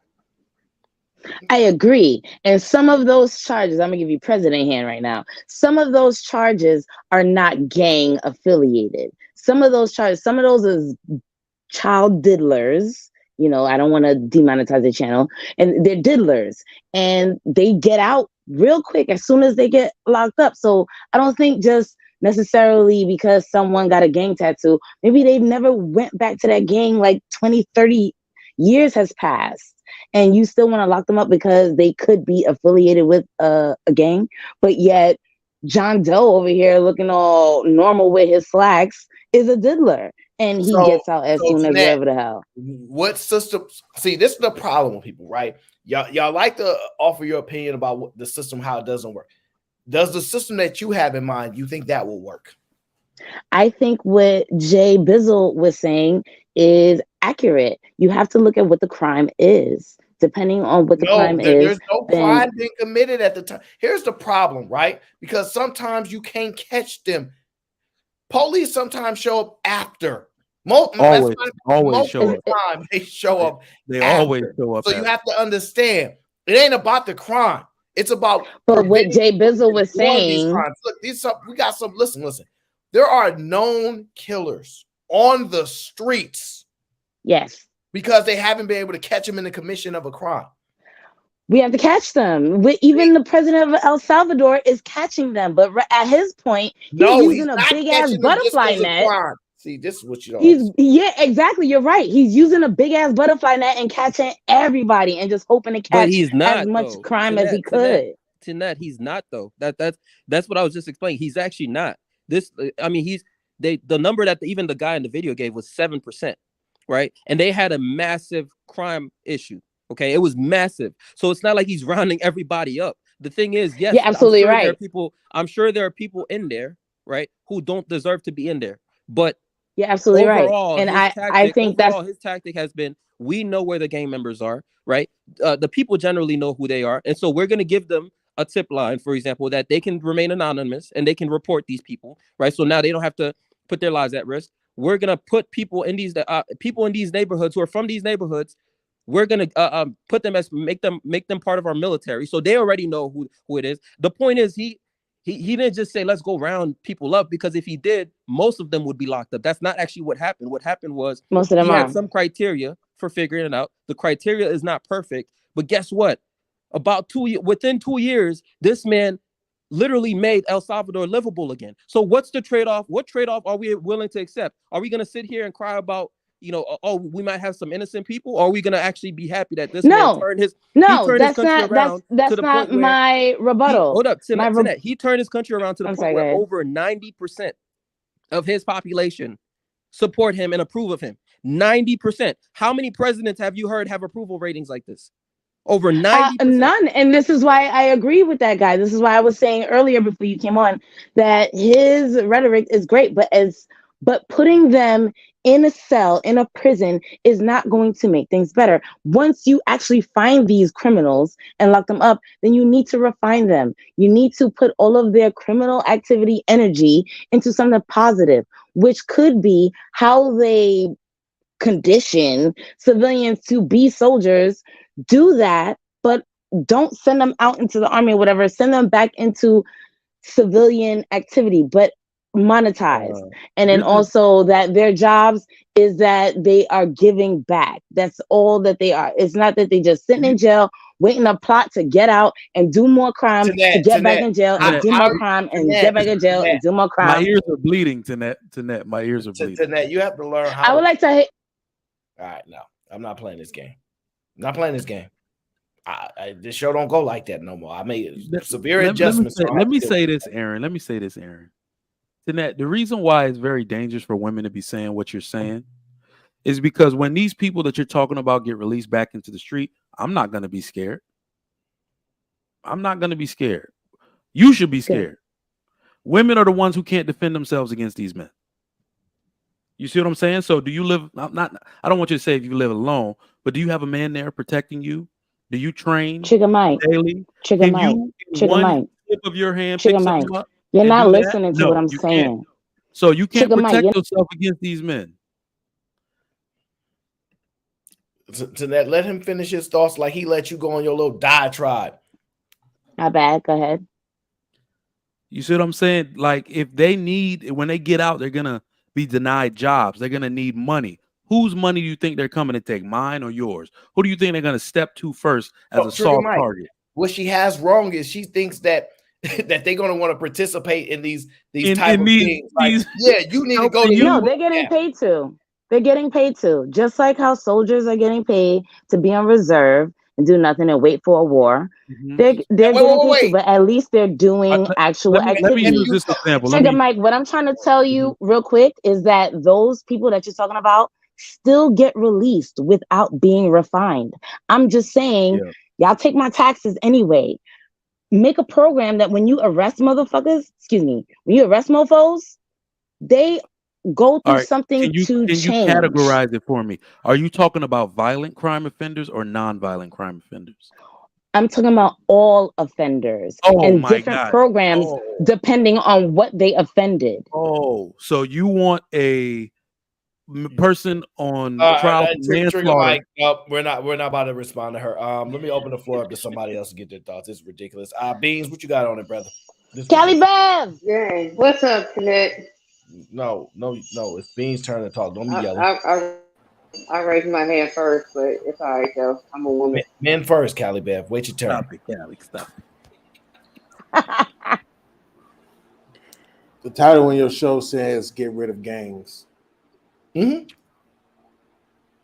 The conversation I've been listening to seems like it's more broader, so I just want to know what should I be responding to? Gangs I don't know. or criminals. Well, essentially, I can specify, right?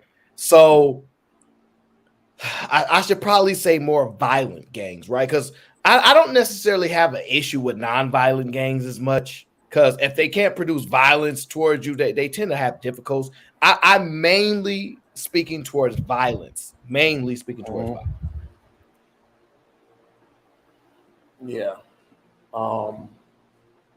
Definitely as a gang member, I take offense to gang being labeled as like a criminal enterprise.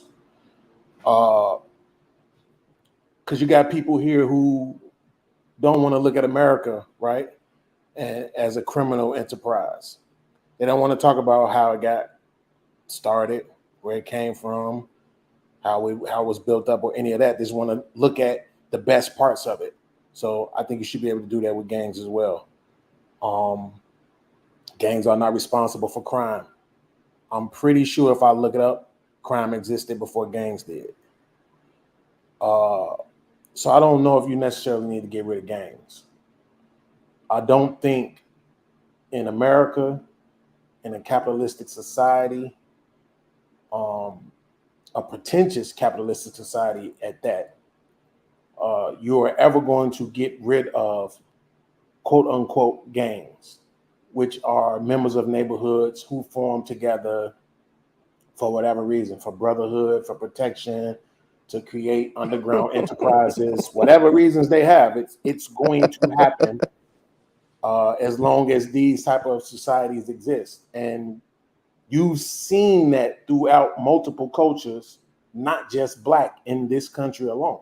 Well, let me get some clarification. When you say these type of countries exist, what type of country are you making reference to? Countries where poor people exist. Countries where inflation, intentional inflation exists, oppression exists. You mean everywhere on the planet then? Yeah. I mean, possibly, yeah. I mean, there are some places on the planet where they seem to be by, you know, I'm only going off of hearsay, of course, because I've never been there. But there's a couple of places, I can't always remember where they were, where they talk about things like free education, free healthcare, free this, free that, where it's like mostly about the people. But then, of course, you're going to say, well, it's messed up in this way, or that way. But those places, we don't necessarily hear that they have a gang problem, though. You see what I'm saying? So that's what I mean. When you have a society where there are people who are filthy rich, and then you have another part of society where it's the majority of them are working, I don't want to say poor, but just working class. And then you have another part of society, maybe about 20%, that is just massively poor. You're going to have quote unquote gangs, quote unquote brotherhoods, quote unquote mobs. CBG in full effect. Tell that little nigga we just dropped the bread. It's not what you waiting outside for that air. My gang sit up, and I know they gon' blast. To drop. For they said GBG says get beans out of here. I don't know why. That's my homie, man. But blackity black beans, I can't do blackity black beans tonight. I can't. He's Man, not I was gonna come there and push Aaron, him brother. all this. I was gonna come there and push him off right away because Hold up. Yo, we're talking Aaron, about are we violence. really? Gang, Hold up, hold up. Aaron, are we really gonna like? This is hilarious, bro. Why do niggas lie so much? This is the question I ask every time. Why do y'all lie so damn much? Like, are we really gonna keep pushing this narrative that gangs about brotherhood? Is this the shit that we pushing today? I'm sorry, Aaron, I should not be cussing. Are we really doing this today? We go, it's brotherhood. That's what we doing. And it's brotherhood. So we gonna be labeling these. We're gonna let Beans come up here and act like these domestic terrorists are just brotherhoods and push that dumbass narrative. That's what we doing. It's a very dumbass narrative. I don't know one gang right now with a boys program to feed the youth in the city they're in. Like, they don't do that stuff no more, for one. And then if you look at it historically, that video, that Salvadorian video we were watching, when we get down on times, that's exactly what gangs do. They start taking from the people in their neighborhood, right? They'll break off. It'll be rival parts of the same damn gang, rivaling whatever ideology they got at the time. Somebody will go. They do this in New York. They'll go. I don't think he's necessarily wrong. I think you guys have to listen to what he says. Aaron, he took us to the history, but he took us to the. Just saying, that's the history. Aaron, they don't do that shit no more. No, but the thing is, Aaron, you're letting him. You let him derail, right? Because that's what they all do. That's what they do. Whether it's this topic or the blackity black topics, that they always got to go back to history, right? But they can't stick to today. Today, these niggas are domestic terrorists. That's what we should call them. They're domestic terrorists. Cut it out with the brotherhood shit. Y'all not a brotherhood, right? Y'all are terrorists. Y'all are terrorizing your own people, deleting your own people, selling poison to your own people. Cut it out, bro. Like, I'm just tired of niggas lying. They lie so damn much. Perhaps we need to go back to history. Then this this ridiculous notion of bringing back a worse system than what we already had in the late 80s and 90s wouldn't even be a subject of discussion because we would have learned our lesson already. Boom.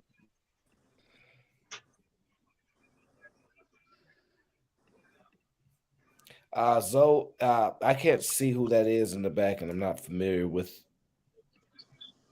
who that is. So, and let me just say this too, because people are like, "Oh, lock all FBAs up." Hell no. Most black people aren't criminals. I'm not an idiot. Y'all, wait. So y'all are gonna sit here and go for the removal of due process and say that that's not as delusional as locking everybody up? Nobody. So you're in favor of due process? Nobody. Oh yeah, I'm in favor of due process. You realize, well, let me just say this. All of that is an illusion. It's all an illusion. Hold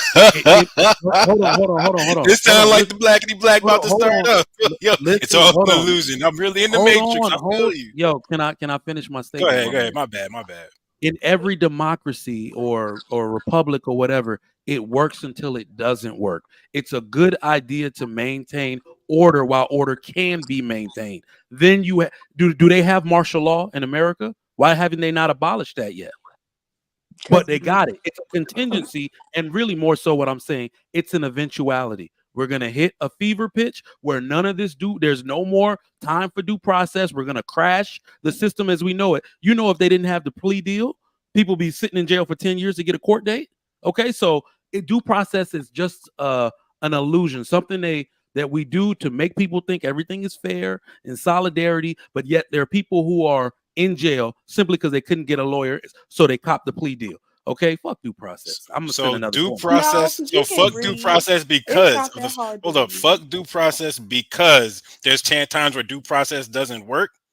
That's your argument. Due process is great until it doesn't work. When you see them establish martial law and it's the civilians at war with the gangs on the street, why are we talking about due process, bro? We holding court on the street, everybody shooting. Do you want me to lock these people up, or do you want me to get this this homeless dude off this woman he trying to grape? So it's the extreme, so it's an extreme scenario. It's an extreme scenario. It's I'm shooting at somebody, they shooting at me, and it's just like now supposed to be worried about due process instead of just the overall idea of locking everybody up like they did in El Salvador. All right, guys, take a second, because I gotta get to these super chats and I see where this is about to go. J Hub says, lock them up and remove them from society.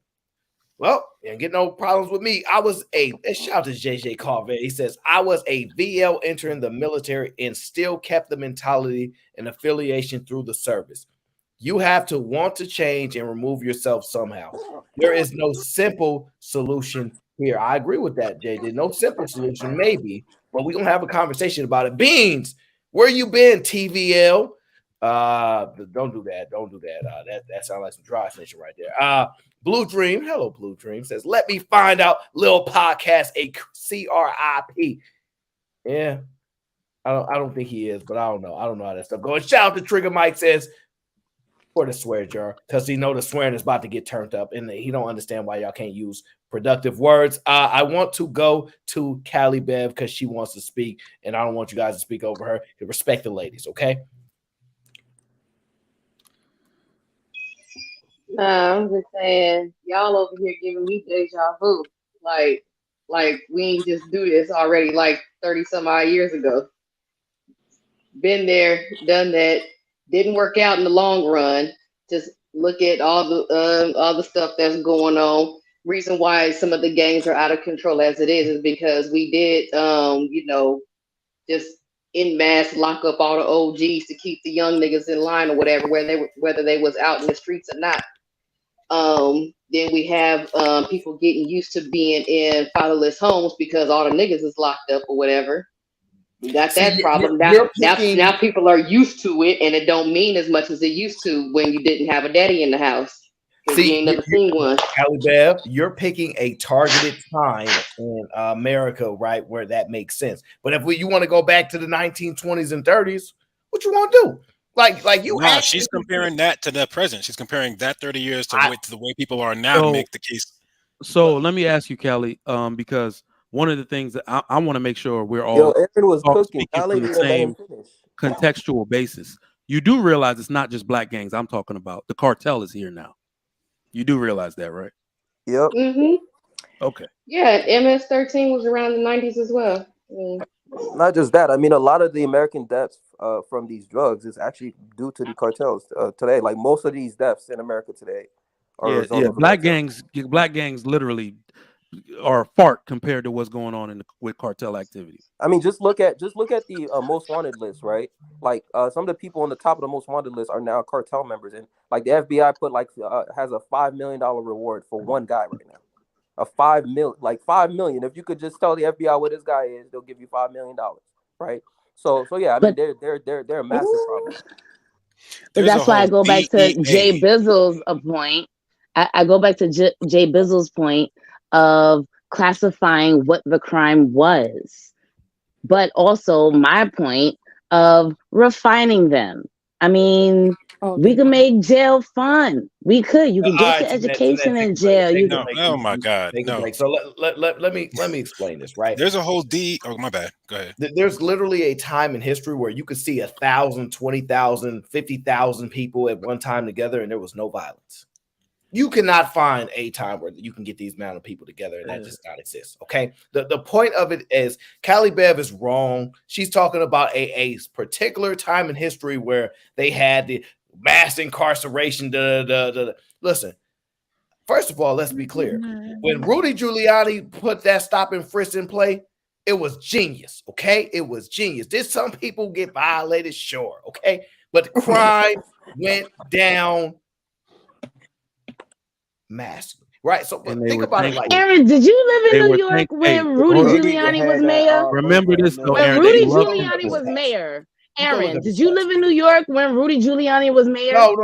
I'm not living there. No. Yeah, they loved him. It was fucking horrible. It was horrible. And the gang violence pushed back so much harder. The gang violence was crazy around that time when Rudy Giuliani was mayor. I gotta get this out. More often than not, when these big cities' crime stats go down, it's because they done gentrified the shit. I mean, they done gentrified the hell out of that area. So that's why your crime rates go down. Number one. Number two, if stop and frisk was so effective and everything like that about bringing crime down, then why was it that 90%, 80-something% of the people that they did stop didn't even have nothing on them and weren't never did get convicted of anything? Yeah, no. That's not necessarily. See, y'all focus on the word. That's not necessarily. Yeah, I don't even know what the relevance of that. I'm just saying, stop bringing up Giuliani. Because you're not What impact? He's a bad example. How can you attribute What's the one-to-one impact of stop and frisk? What's the one-to-one impact of stop and frisk? But like he was What's the one-to-one impact of stop and frisk? Aaron is What is it? correct, What's the What is this? psychological impact? Of stop and frisk? Everybody can't. Oh no, not psychological. One-to-one. Y'all making it a fact about stop and frisk. Say one thing that happened from stop and frisk that literally is like a productive stat about stop and frisk that gang actually activity worked. was down. This is documented. Gang activity was down because they gentrified the area and knocked down all the bad neighborhoods. That's why the crime went down. And that's why Atlanta's crime went down as well, because they knocked down the projects in the area or whatever like that and just spread the criminals out across the metro area. That's why Atlanta's crime went down. It wasn't because of no police activity or no extra patrols or no shit, no stuff like that. Why they didn't keep stop and frisk either? Quick question, Callie Beth. Hold on. Is gentrification a bad thing, or is it just inevitable that people are going to come back for land that they own? You don't own it. Irrelevant to my point, because I never said it was good or bad. I just said that is a major reason as to why these big cities crimes are down. It's not because of no policing or no extra law or no extra stop and frisk or nothing like that. It's because you basically knock down the area in that city and spread it across the outskirts, and that's why hence your city crime is down because it's outside of the city limits now. And everybody that mentions gentrification, I'm gonna have a question for you. Now, if you own the land in which the hood was built on, would you let those people stay rent free? Hell no. Hell no. Okay, just that's why. I gotta say. Are you talking about Native Americans? Why do everybody think they have to talk at the same time? This is insane. I'll be quiet. Aaron, I'm gonna come up here with 180 one day. Okay, let me tell you guys. I used to live in East Coast during this issue, and I gotta tell you, stop and frisk actually dealt a huge blow to the gang problem in the East Coast, especially New York. It did help. And number two, whenever you fight crime, you guys have to understand this. There are two tiers of crime. There is the rich crime by gang, and there is the poor crime by gang. The poor crime by gang always cause problem in the neighborhood. We all know that. Rich people commit crime in the secret. Some of them belong in gangs. They have their gangs, but their gangs are not as brutal or as open to the street as poor gang. I'm coming there on. You gotta understand what I'm doing. But then number two is this, right? Whenever you fight crime of this magnitude, you're gonna touch some families, and these families, their people are gonna come fighting back. That's what we all gotta understand. But you have to tune them out. So when you fight crime, you're going to piss a lot of people off, especially children, fathers, mothers, aunties, uncles. They're going to see you dealing with your family members that they knew were bad people. But they're going to use emotion to interfere in that fight against crime. We shouldn't stop dealing with these criminals on the street because their family members are speaking out. That's the problem with the Black Lives Matter.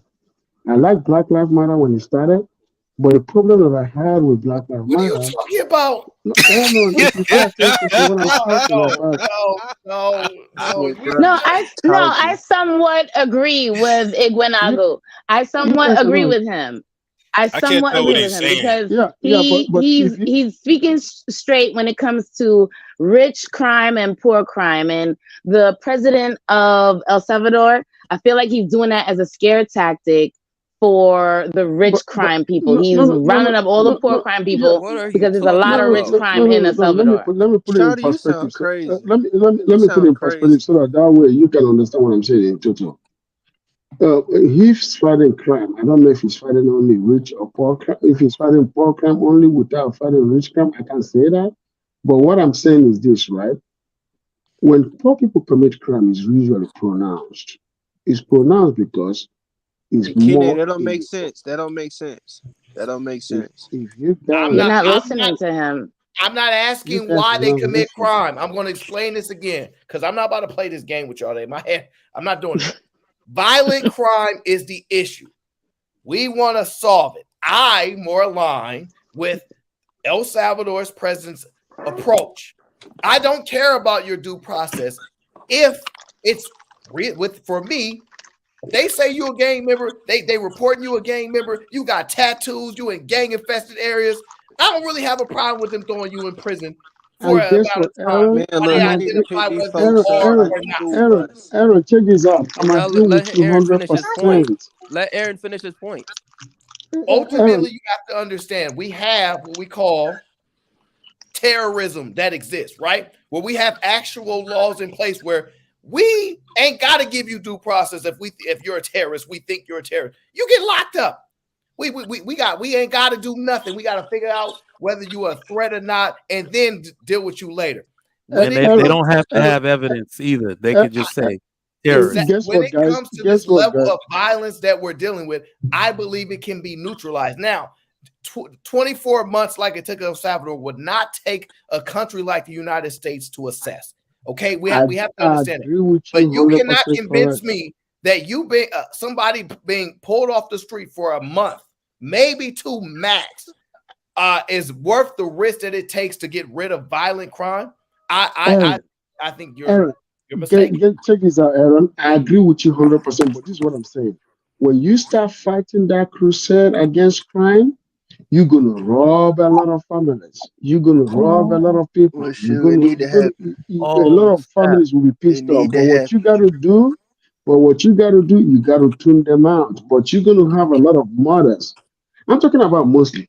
Look at black community, right? Look at poor white community. Those two, the poor white community and the black community. The poor black community and the poor white community, they're gonna have their mothers on the street fighting you back. So what? Meth, poor white community usually does But you have to tune it out. Hold on, Ikene. I'm pretty sure like this is going to become a very intellectual conversation because Aaron, they have full-on precedent to do this. So you're talking about the Patriot Act whenever you talk about them being able to lock up terrorists. They added a provision to cover domestic terrorism, and I just looked up how they define domestic terrorism, which is violent criminal acts committed by individuals and or groups to further ideological goals stemming from domestic influences such as those of a political, religious, social, racial, or environmental nature. Boy, they gonna lock these dudes up under that. Hey, Trigger, why do you think why do you think I've been using the term domestic terrorism for like the past 2 years? Why do you think I've been using that term? That's exactly why I call these niggas domestic terrorists. Let them get out of line. They gone on everything. Aaron, when you say that you want to get people like you okay with no due process for people that have like tattoos, that mean one thing to me. But when you just say like obviously in gang territories, that makes it a whole different thing. Where it's like now if it could not like someone with a gang tattoo on them is like that you could use that as evidence, right? But someone who just is a part of that area is not shouldn't be subject to just getting locked up. Like Well, they out there I with them think and they deserve to get Hold picked on, up. hold I on, think guys. y'all Go are. ahead, Crown. Go ahead, Crown.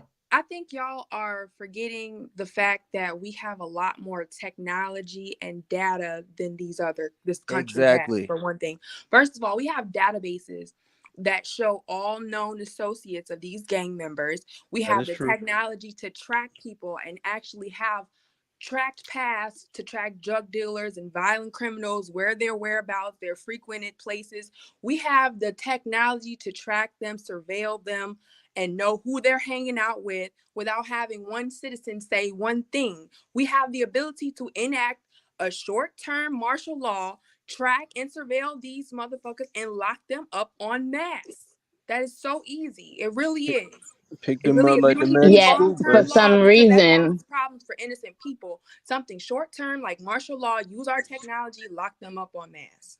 Listen, what we for need some is we need reason, somebody who's we not afraid. We need somebody who's not afraid of being called a racist, right? To implement this shit yes, and yeah, because really that's the only thing that A prevents black us. conservative. Listen, A check this black out. conservative man. because I Listen, was check just this out, about to right? Check this say, out. This what is do we the do only with the thing. little Hold white up, Tana, boys that hold like up. to shoot Tana, up the hold I up. Hold up. schools? volunteer as tribute. Hold up. Why The y'all only keep thing So that prevents referring to us from that? moving Why you forward keep on this, referring right? to white The kids only shooting up thing schools? that stops this right now, because like Kron said, we got the data. Okay, we have the systems in place, we have the infrastructure, right? We got the manpower, right? And we got the actual precedents that Trigger Mike is talking about, because these niggas are domestic terrorists. So really the only thing, I think somebody said this, I saw somebody said this in the chat earlier, like why aren't they doing this or something like that, right? And ultimately the reason why is because people are afraid of being called racist, just like Stop and Frisk was deemed racist. They're afraid of being labeled something. But fuck that. For the greater good, my bad, Aaron. My bad. But like for the greater good, if we're gonna do this for the greater good, like forget these labels, bro. Forget whatever people are gonna call you. If you're a black person, if you're a black politician, whatever, they're gonna call you a coon, they're gonna call you all these words. If you're a white person, they're gonna call you racist. It is what it is. If we're gonna do something for the greater good, we need somebody who's not afraid of being labeled that. It's not that Right. simple, Let's though. just tear up the It's not that simple. Constitution and flush it down the toilet for the Nah, greater good. That sounds wonderful from coming from a tomorrow, yes, liberal. I tomorrow, no. tomorrow, I'm gonna Even be though in you're North Philly. being Tomorrow, sarcastic, Calibab, I wholeheartedly agree. Let's tear that shit up. It's so tomorrow, old. It's such an old rhetoric, I don't that want to hear this. Constitution and all these old laws. But go ahead, y'all. Tomorrow, I'm gonna be in North Philly, right? The block I'm gonna be on, I'm gonna hear gunshots 2 blocks over to my right, 3 blocks over to my left, and then they also shoot off fireworks to mask the sound of when there's gonna be gunshots, when niggas gonna be beefing or not. Now, if y'all are gonna come have martial law or not martial law, have niggas come, what's it called?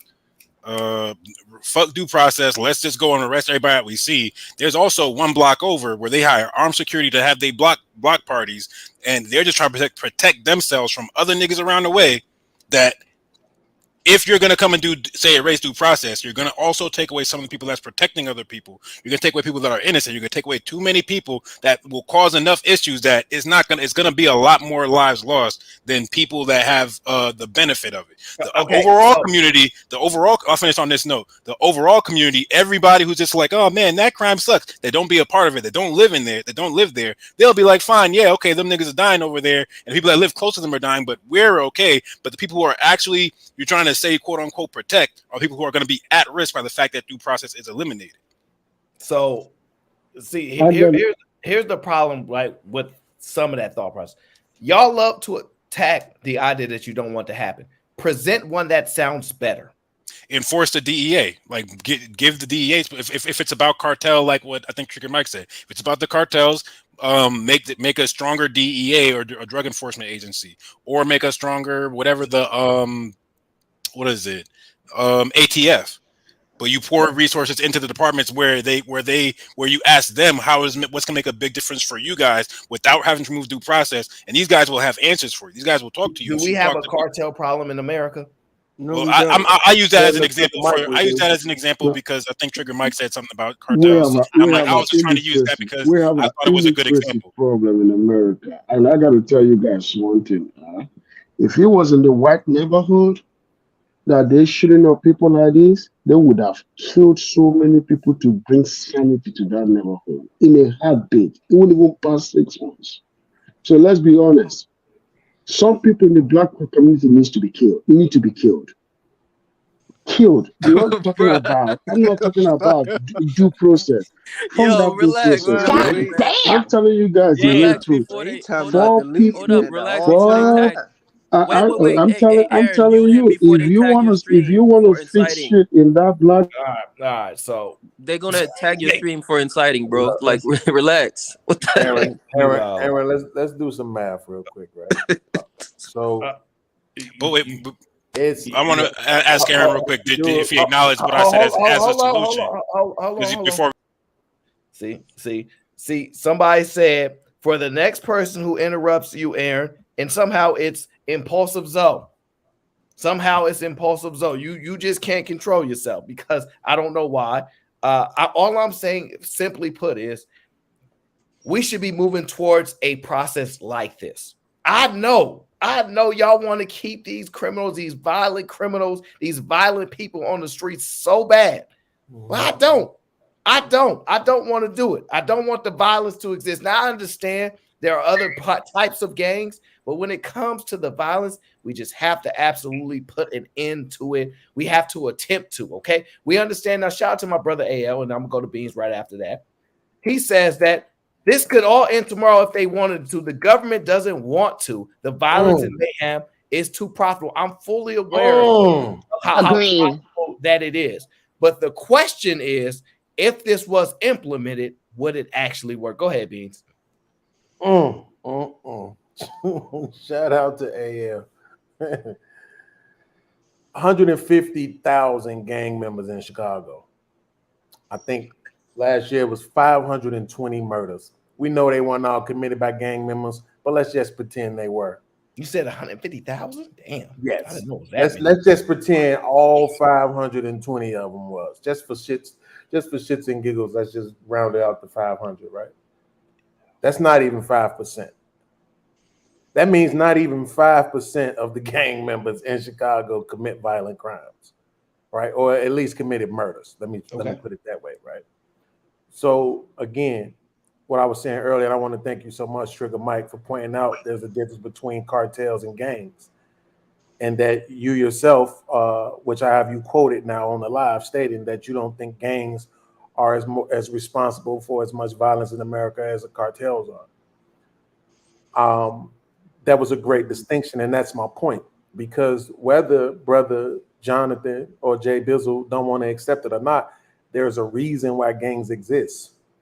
The problem with anything that you want to get rid of is when you're not willing to address why it exists, you're never going to get rid of it. You have to be willing to have a conversation about why they exist in the first place. Now, poverty.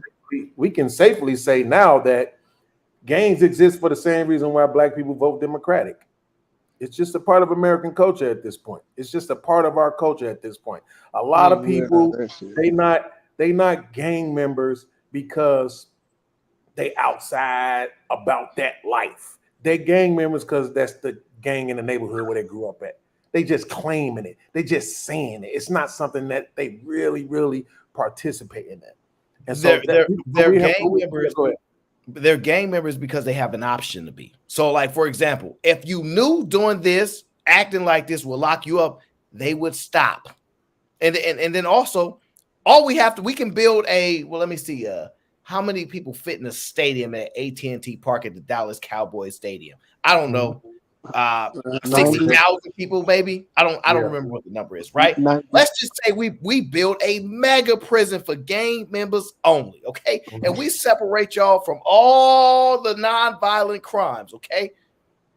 Now, I think we should lock them all up, just like they built that mega prison for all the gang members out in El Salvador. We can build one here in the United States and ship y'all all over there. And we got enough land, space, and opportunity to do such a thing. Now, I don't see the problem with trying to get rid of violent people, violent gangs in particular. And then, because listen, it's one thing to pretend or act like don't acknowledge being a gang member, and we just got to figure you to be an individual violent person. But to acknowledge you're part of a gang committing violence for territory and things of that nature, you should be uncomfortable acknowledging that you're a gang member. You should be uncomfortable walking around saying I'm a gang member. And if you do, you go to jail for it, you probably wouldn't. You probably wouldn't make people feel comfortable repping anything. They'd be quiet. They wouldn't influence nothing. Go ahead.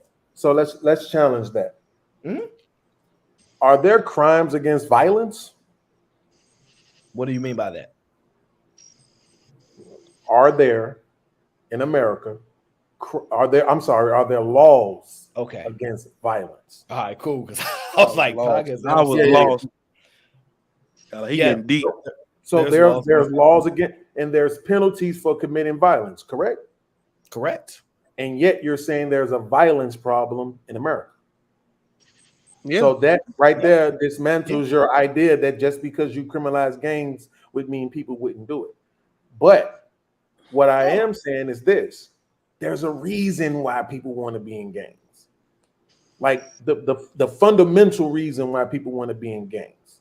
I, for one, I'm only one guy, but I've heard story after story after story after story. We're not talking about, like, again, we're not even talking about the neighborhood I grew up in, right? We're talking about no father, no siblings, no brothers, no cousins, no brotherhood to speak of type of situations. You have that a lot.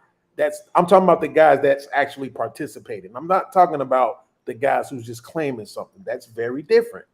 You see what I'm saying? It's a lot of those guys that just know the handshakes, just say they are something just because it's cool to say they are something. You see it in battle rap a lot now, right? Mm-hmm. So you said it's cool, right? What's cool specifically? It's cool I'm telling you, if you knew you go to jail for trying to be cool, you'd stop.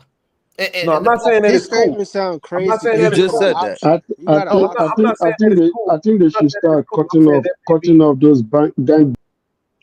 I'm not saying that it's cool. I'm saying that the way that, okay, can we do this? Just you and I, we have a rapport. Let's separate the guys that's just saying something from the guys that's for real, right?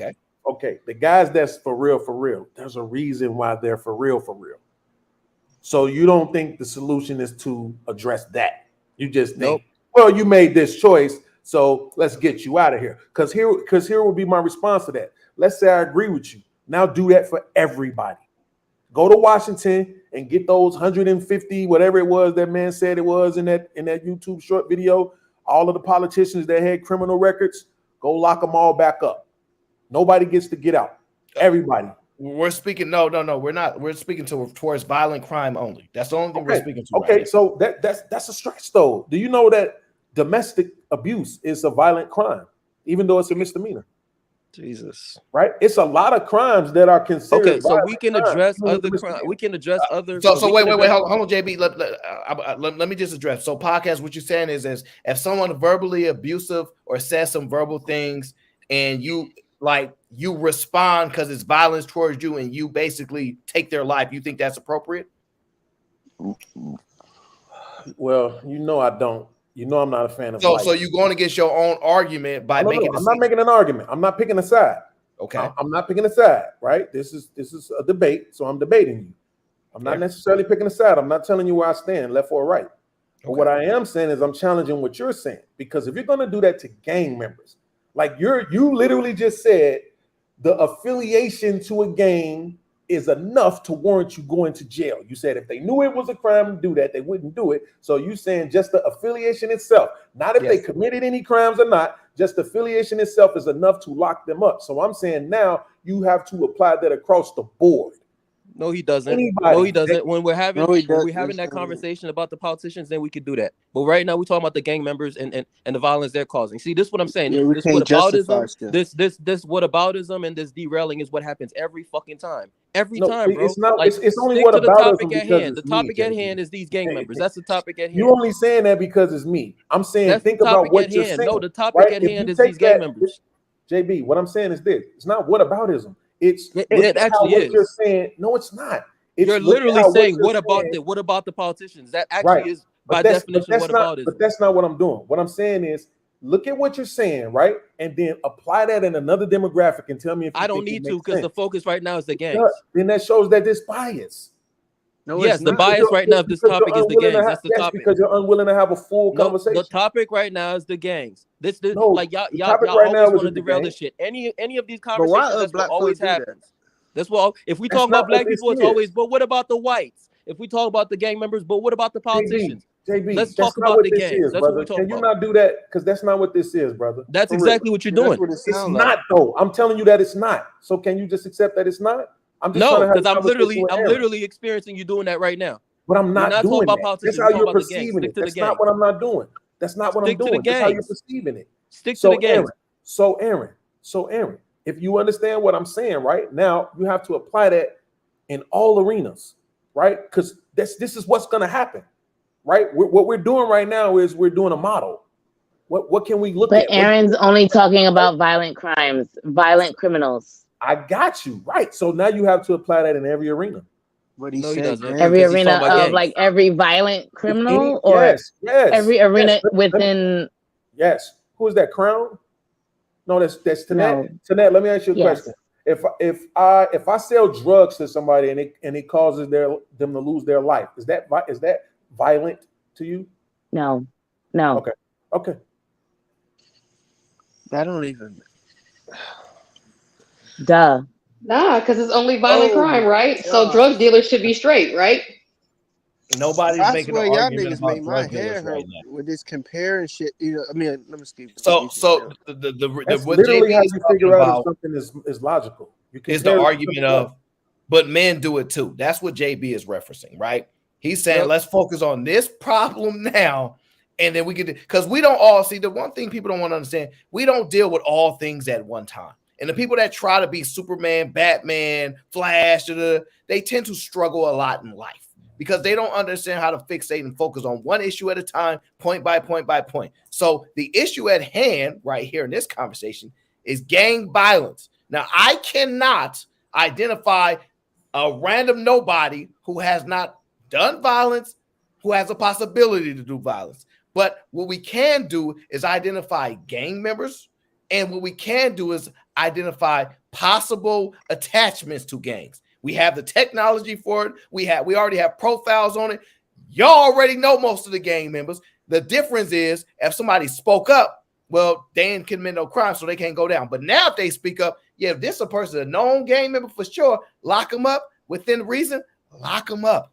And see what happens with crime. See what happens to these inner cities that y'all say is so at risk. What happens when you take the violent people away from them?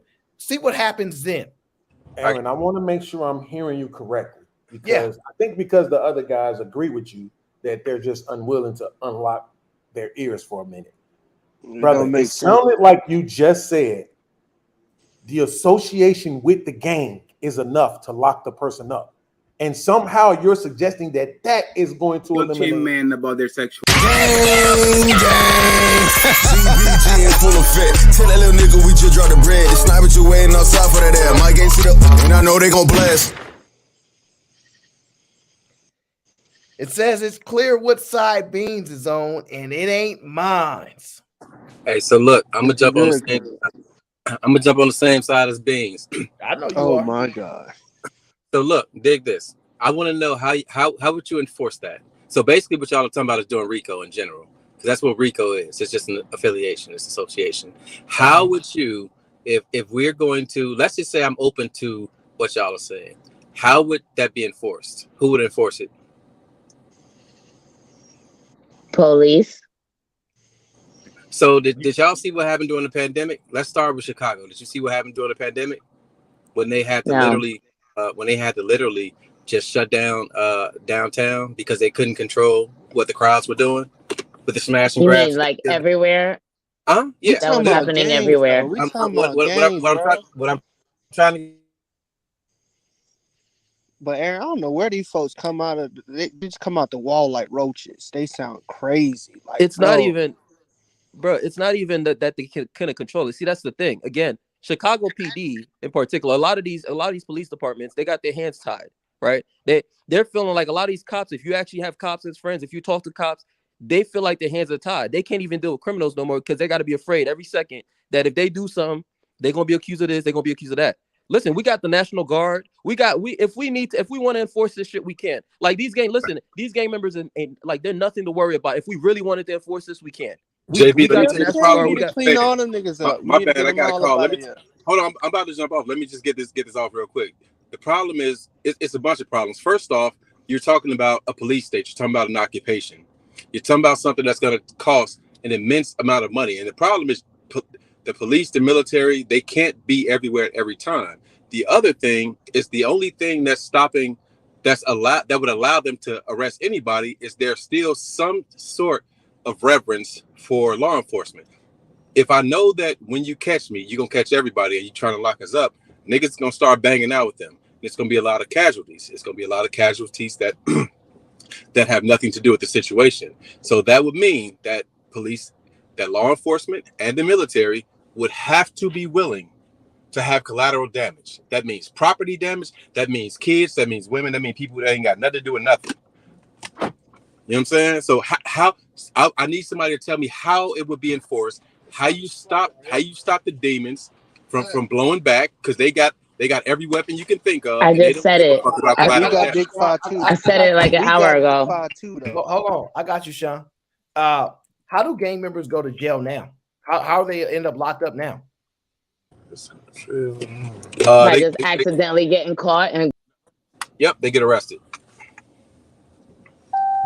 Sounds like there's already a system to arrest them. It can't be that hard to.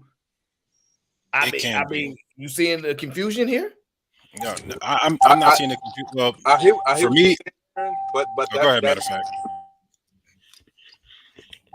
I hear what you're saying there, but the point I was just saying is that only happens because they're willing to allow themselves to be caught. They're willing to allow themselves to be pulled over and let the police pull them out and not bang out with them. Police are absolute humans too. My best friend is a police officer in Chicago. He's a human.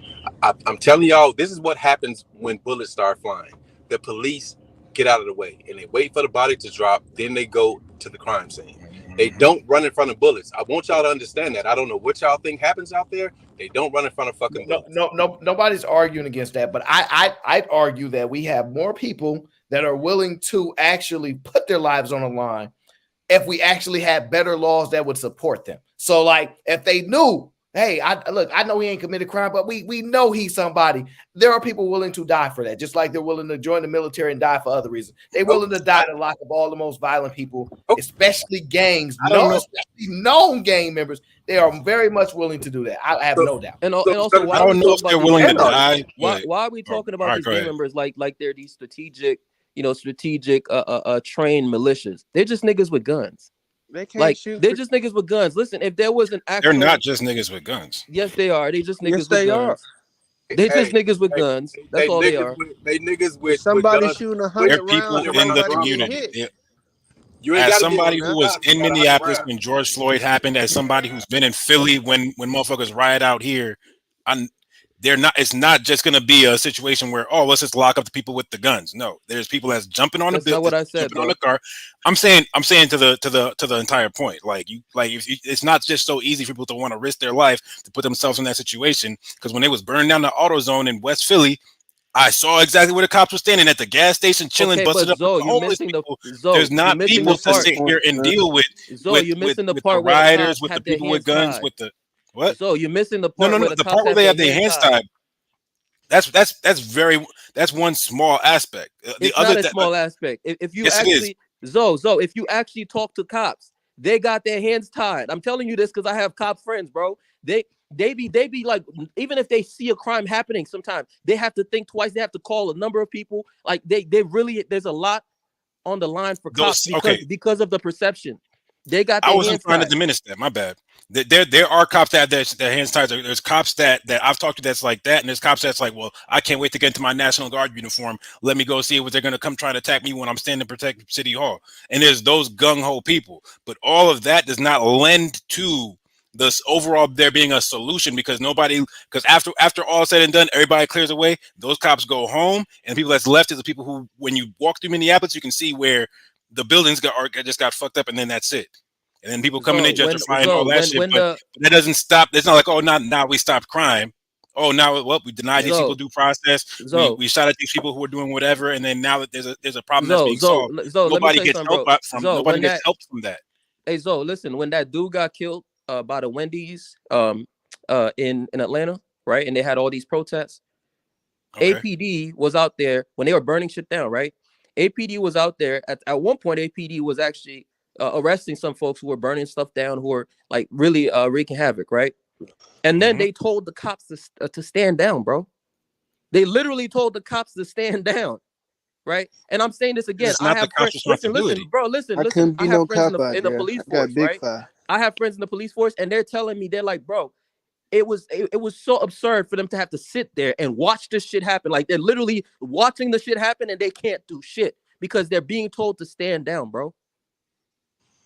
Because they're cops, they're not military. They're not No, military.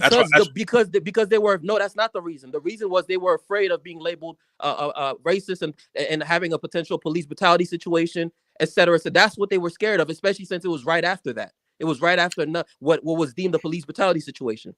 So they were so scared that they were told to stand down while they watched. So these guys were in their cars, right? Imagine you're a cop, you're in your car and you're watching niggas do shit, and you have to just stand down and watch it happen. Okay, I'm gonna give you an example. I got a Wendy's story. There's a Wendy's right outside of Homestead Air Force Base in South Miami, down at the base. I used to be stationed out there.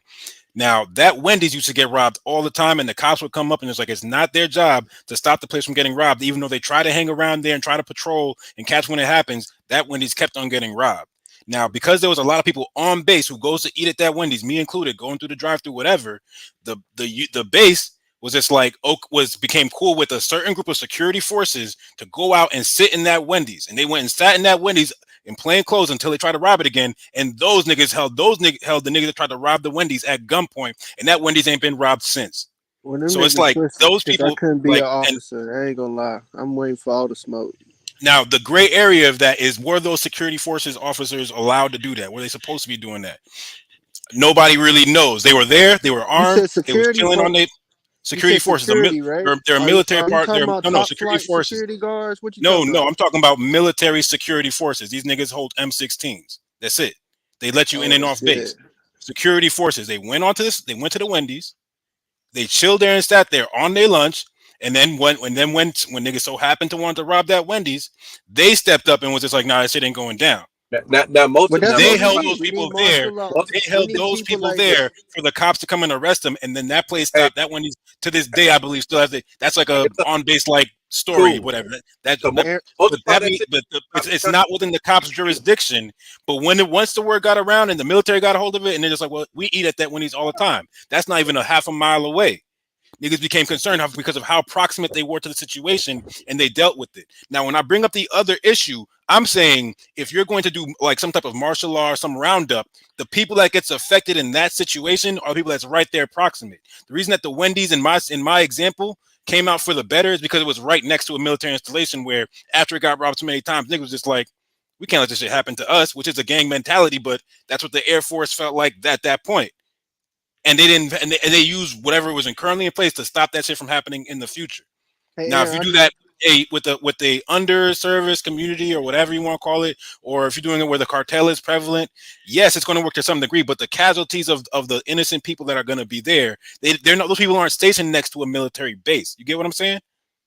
Right, but let me say this. Hey, Aaron, look, I just want to answer the question about gangs. They need martial law. They need to bring the magic school bus in the hood, pick up all these niggas, pack their bags, and send them on their way. You know what I'm saying? So I'm just saying that we need martial law. Hey, clear detail. Agreed. And then after. Hey, look, hold on. I still want to know, do we understand how much it would cost? Right? You said martial law, bro. How much is it going to cost? Y'all don't think it just makes more sense to solve the fucking problems? Like, bro, well, listen, bro, they'll make that money back in, when them folk locked up in prison. You know what I'm saying? Private prisons. What's going to happen? They'll make that money back. That's grocery money to them. Don't treat police like they treat niggas. Niggas going to start spending. When the police come down that block, they going to air that motherfucker out every time they come down that block. They better be ready for it. Man, hell no. Bro, well, I don't know. They bring martial law, nobody air shit out. You know what I'm saying? They got big fire. Them little niggas with them little nines, they ain't gonna do nothing against no AR-15 or whatever. You know what I'm saying? Like, come on, M16. Yo, I think niggas be too far removed from the hood, man. All the shows got 30 shots, 100 round drums, and switches on they guns. Slim, I'm from the hood. What is you talking about? Nigga, you been gone too long. Nigga, I'm right here in the hood. What is you talking about? No, I understand what Sean is saying. They're not about to just lay down and take it. So Sean I'm is just saying saying, come with a what's it called? Sean is just saying there's going to be collateral damage, and there's collateral damage now by them not taking them out of the hood. So there's like people getting impacted, innocent people getting impacted all the time by this afraid to cause collateral damage. I'm sorry. Collateral damage is going to come into place where you look at in other countries where your vested interest is compromised, right? You're looking at what the French is speaking about going into Africa. Look here, we know that in order to get you guys to comply, there are going to be children in those areas in which we're going to produce some level of force. So I understand what you're saying, but at the same time, this is an actual solution to the problem. I think people don't like it because they know it's going to directly impact people that they care about. But the truth of the matter is violence within gangs would be gone within a few years at best. And honestly, yeah, just like we have the terrorism thing in effect for a reason, yes, we have things in place in order to stop it. Do I think that they're perpetrating and allowing it to persist because there's a monetary gain for people? Yes. But do I believe if this El Salvadoran president was in charge, things would change? Absolutely, I believe it would. I believe if he implemented his system, it would change. Right. So I'm saying this. I see in the comments they talking about, every nigga. Of course I know they got like Draco, all that shit. Of course I know all that. But I'm just saying they don't even know how to get full effect. Tell that little nigga we just dropped the bread. It's not what you waiting outside for that air. My gangster, and I know they gonna blast. 4 times to air, son. Now, I'm gonna just tell you, Sean knew he'd been bro. targeted. He knew he'd been targeted. So it's not even that they can't use them, right? Like I'm not doubting that dudes got certain types of guns or that they can't even use them. My point is just that ultimately it's not like these dudes are like organized, trained militias, with strategic teams and shit. Listen, if we had an actual military operation with strategists and all types of people like planning something out to get these niggas out the way, they absolutely could do it. Like, let's cut it out thinking that these dudes could actually go against like the actual government if the government wanted. Like, you can't. You're not fighting this government. If the government really wanted to do this, move forward with this plan, okay? You got people in every position thinking about every edge case, preparing for every edge case. You niggas ain't ready. Like, they're not ready for that. Another thing, JB, to add on top of that, you know this, I know this, Aaron don't know this, and I think Zell know this as well. Well, he know this as well. I put it like this. We done heard many stories where niggas done shot 30, 40, 50 rounds and nobody got hit. Explain you get what I'm saying? Or worse, the person that gets hit. You know what I'm saying? Or worse, the person that gets hit is a little girl riding her bike. You know what I'm saying? And those for me is those stories right there is why I be hating niggas. Like when I hear those stories of a little girl riding her bike or sitting in her bedroom and she gets hit with a stray, it makes me hate you niggas. Like it absolutely makes me hate them. For real, bro. And I'm right with you. We need to go ahead and collect these niggas up, pack them up, and send them on their way. That's it. What? We can walk our dogs in peace and all that other shit. You know what I'm saying? I'm tired of this. Shout out to AL. He said, on this day in history, God has blessed the universe with the only cool nerd. All I want is a big booty 304. We on for, man. Shout out to AL. Happy birthday, brother. Happy birthday, man. You probably like 79 now. You know what I mean? You old geezer, but man, make sure you live it up, bro. But definitely shout out to you, man. Happy birthday, brother. I don't know, guys. I think that I would like to have heard more approaches to how and why this is a good idea to lean towards this way. But what I heard was, nah, there's actually no way. Let them commit crimes and don't really do nothing about it. We already know the argument for getting to them while they're younger. But dealing with a problem that persists right now is something that I think is extremely important. And guys like Sean, that's my guy. He's real boots on the ground. So I definitely take his perspective in. I understand what he's trying to say. Beans has a good point because he's wordplay. as far as the other people that could be considered gangs, etc. When I'm specifying the violence, I know we got to deal with the other stuff as well. But when it comes to violence, I think making that a priority is first, because I don't care. You can yell and scream at whoever you want. But when a level of violence can be enacted on their persons, it changes the whole scene. I don't care what nobody say. It's not the same impact of somebody screaming and yelling at you. And I'm not saying that's right. I'm not saying that's not a level of violence. I don't know. I don't classify those things. Okay. I'm not a scientist in that aspect, but when somebody put physical damage to your persons, it changes the whole environment. And I just wish people had more ideas on what would actually be better, because if they would have said, yeah, you know what, I'm good with that. As long as they get them out quicker, as long as they had a 10-day rule in which they had to figure out whether they was really in the gang or not, I would have been like, you know what, that means y'all really want to get rid of the gangs. It means y'all really like, yes, a little extreme, but as long as they get them out in 10 days, don't try to destroy their life in 2 weeks and all that good stuff. And, and listen, we implement a law which protects their jobs for up to 2 weeks, so they can't be fired no matter what. We don't care. I would have liked to hear that, because then I thought people would have been more genuine on trying to actually solve the violence problem. I gave you two agencies. Goals. Man, Aaron, they were I sounding gave like you my two avatar. agencies. You The see middle this ground, avatar? That's how they the were middle sounding. ground that I was trying to have from what JB was saying was that the police aren't high enough, but a DEA, ATF, there are federal agencies that you can enable them to have like special to create special task force to I don't know about removing due process, but to lean in that direction and to take their expertise into consideration for what the right thing to do would be. Like, those agencies would have to face the same political backlash, but they would be way more insulated than the everyday police that you see. So if you're looking for a solution, it's like, I wouldn't go so far as extreme as removing due process, but I would say there are people that you could look to in their experience. We've already removed removed what do you need to be before. We've removed due process before in certain events that put people at risk and danger. There's already a precedent for a trigger. The reason why I was saying what I was saying earlier, because I know y'all was gonna come with a lot of these statements. I already know that, right?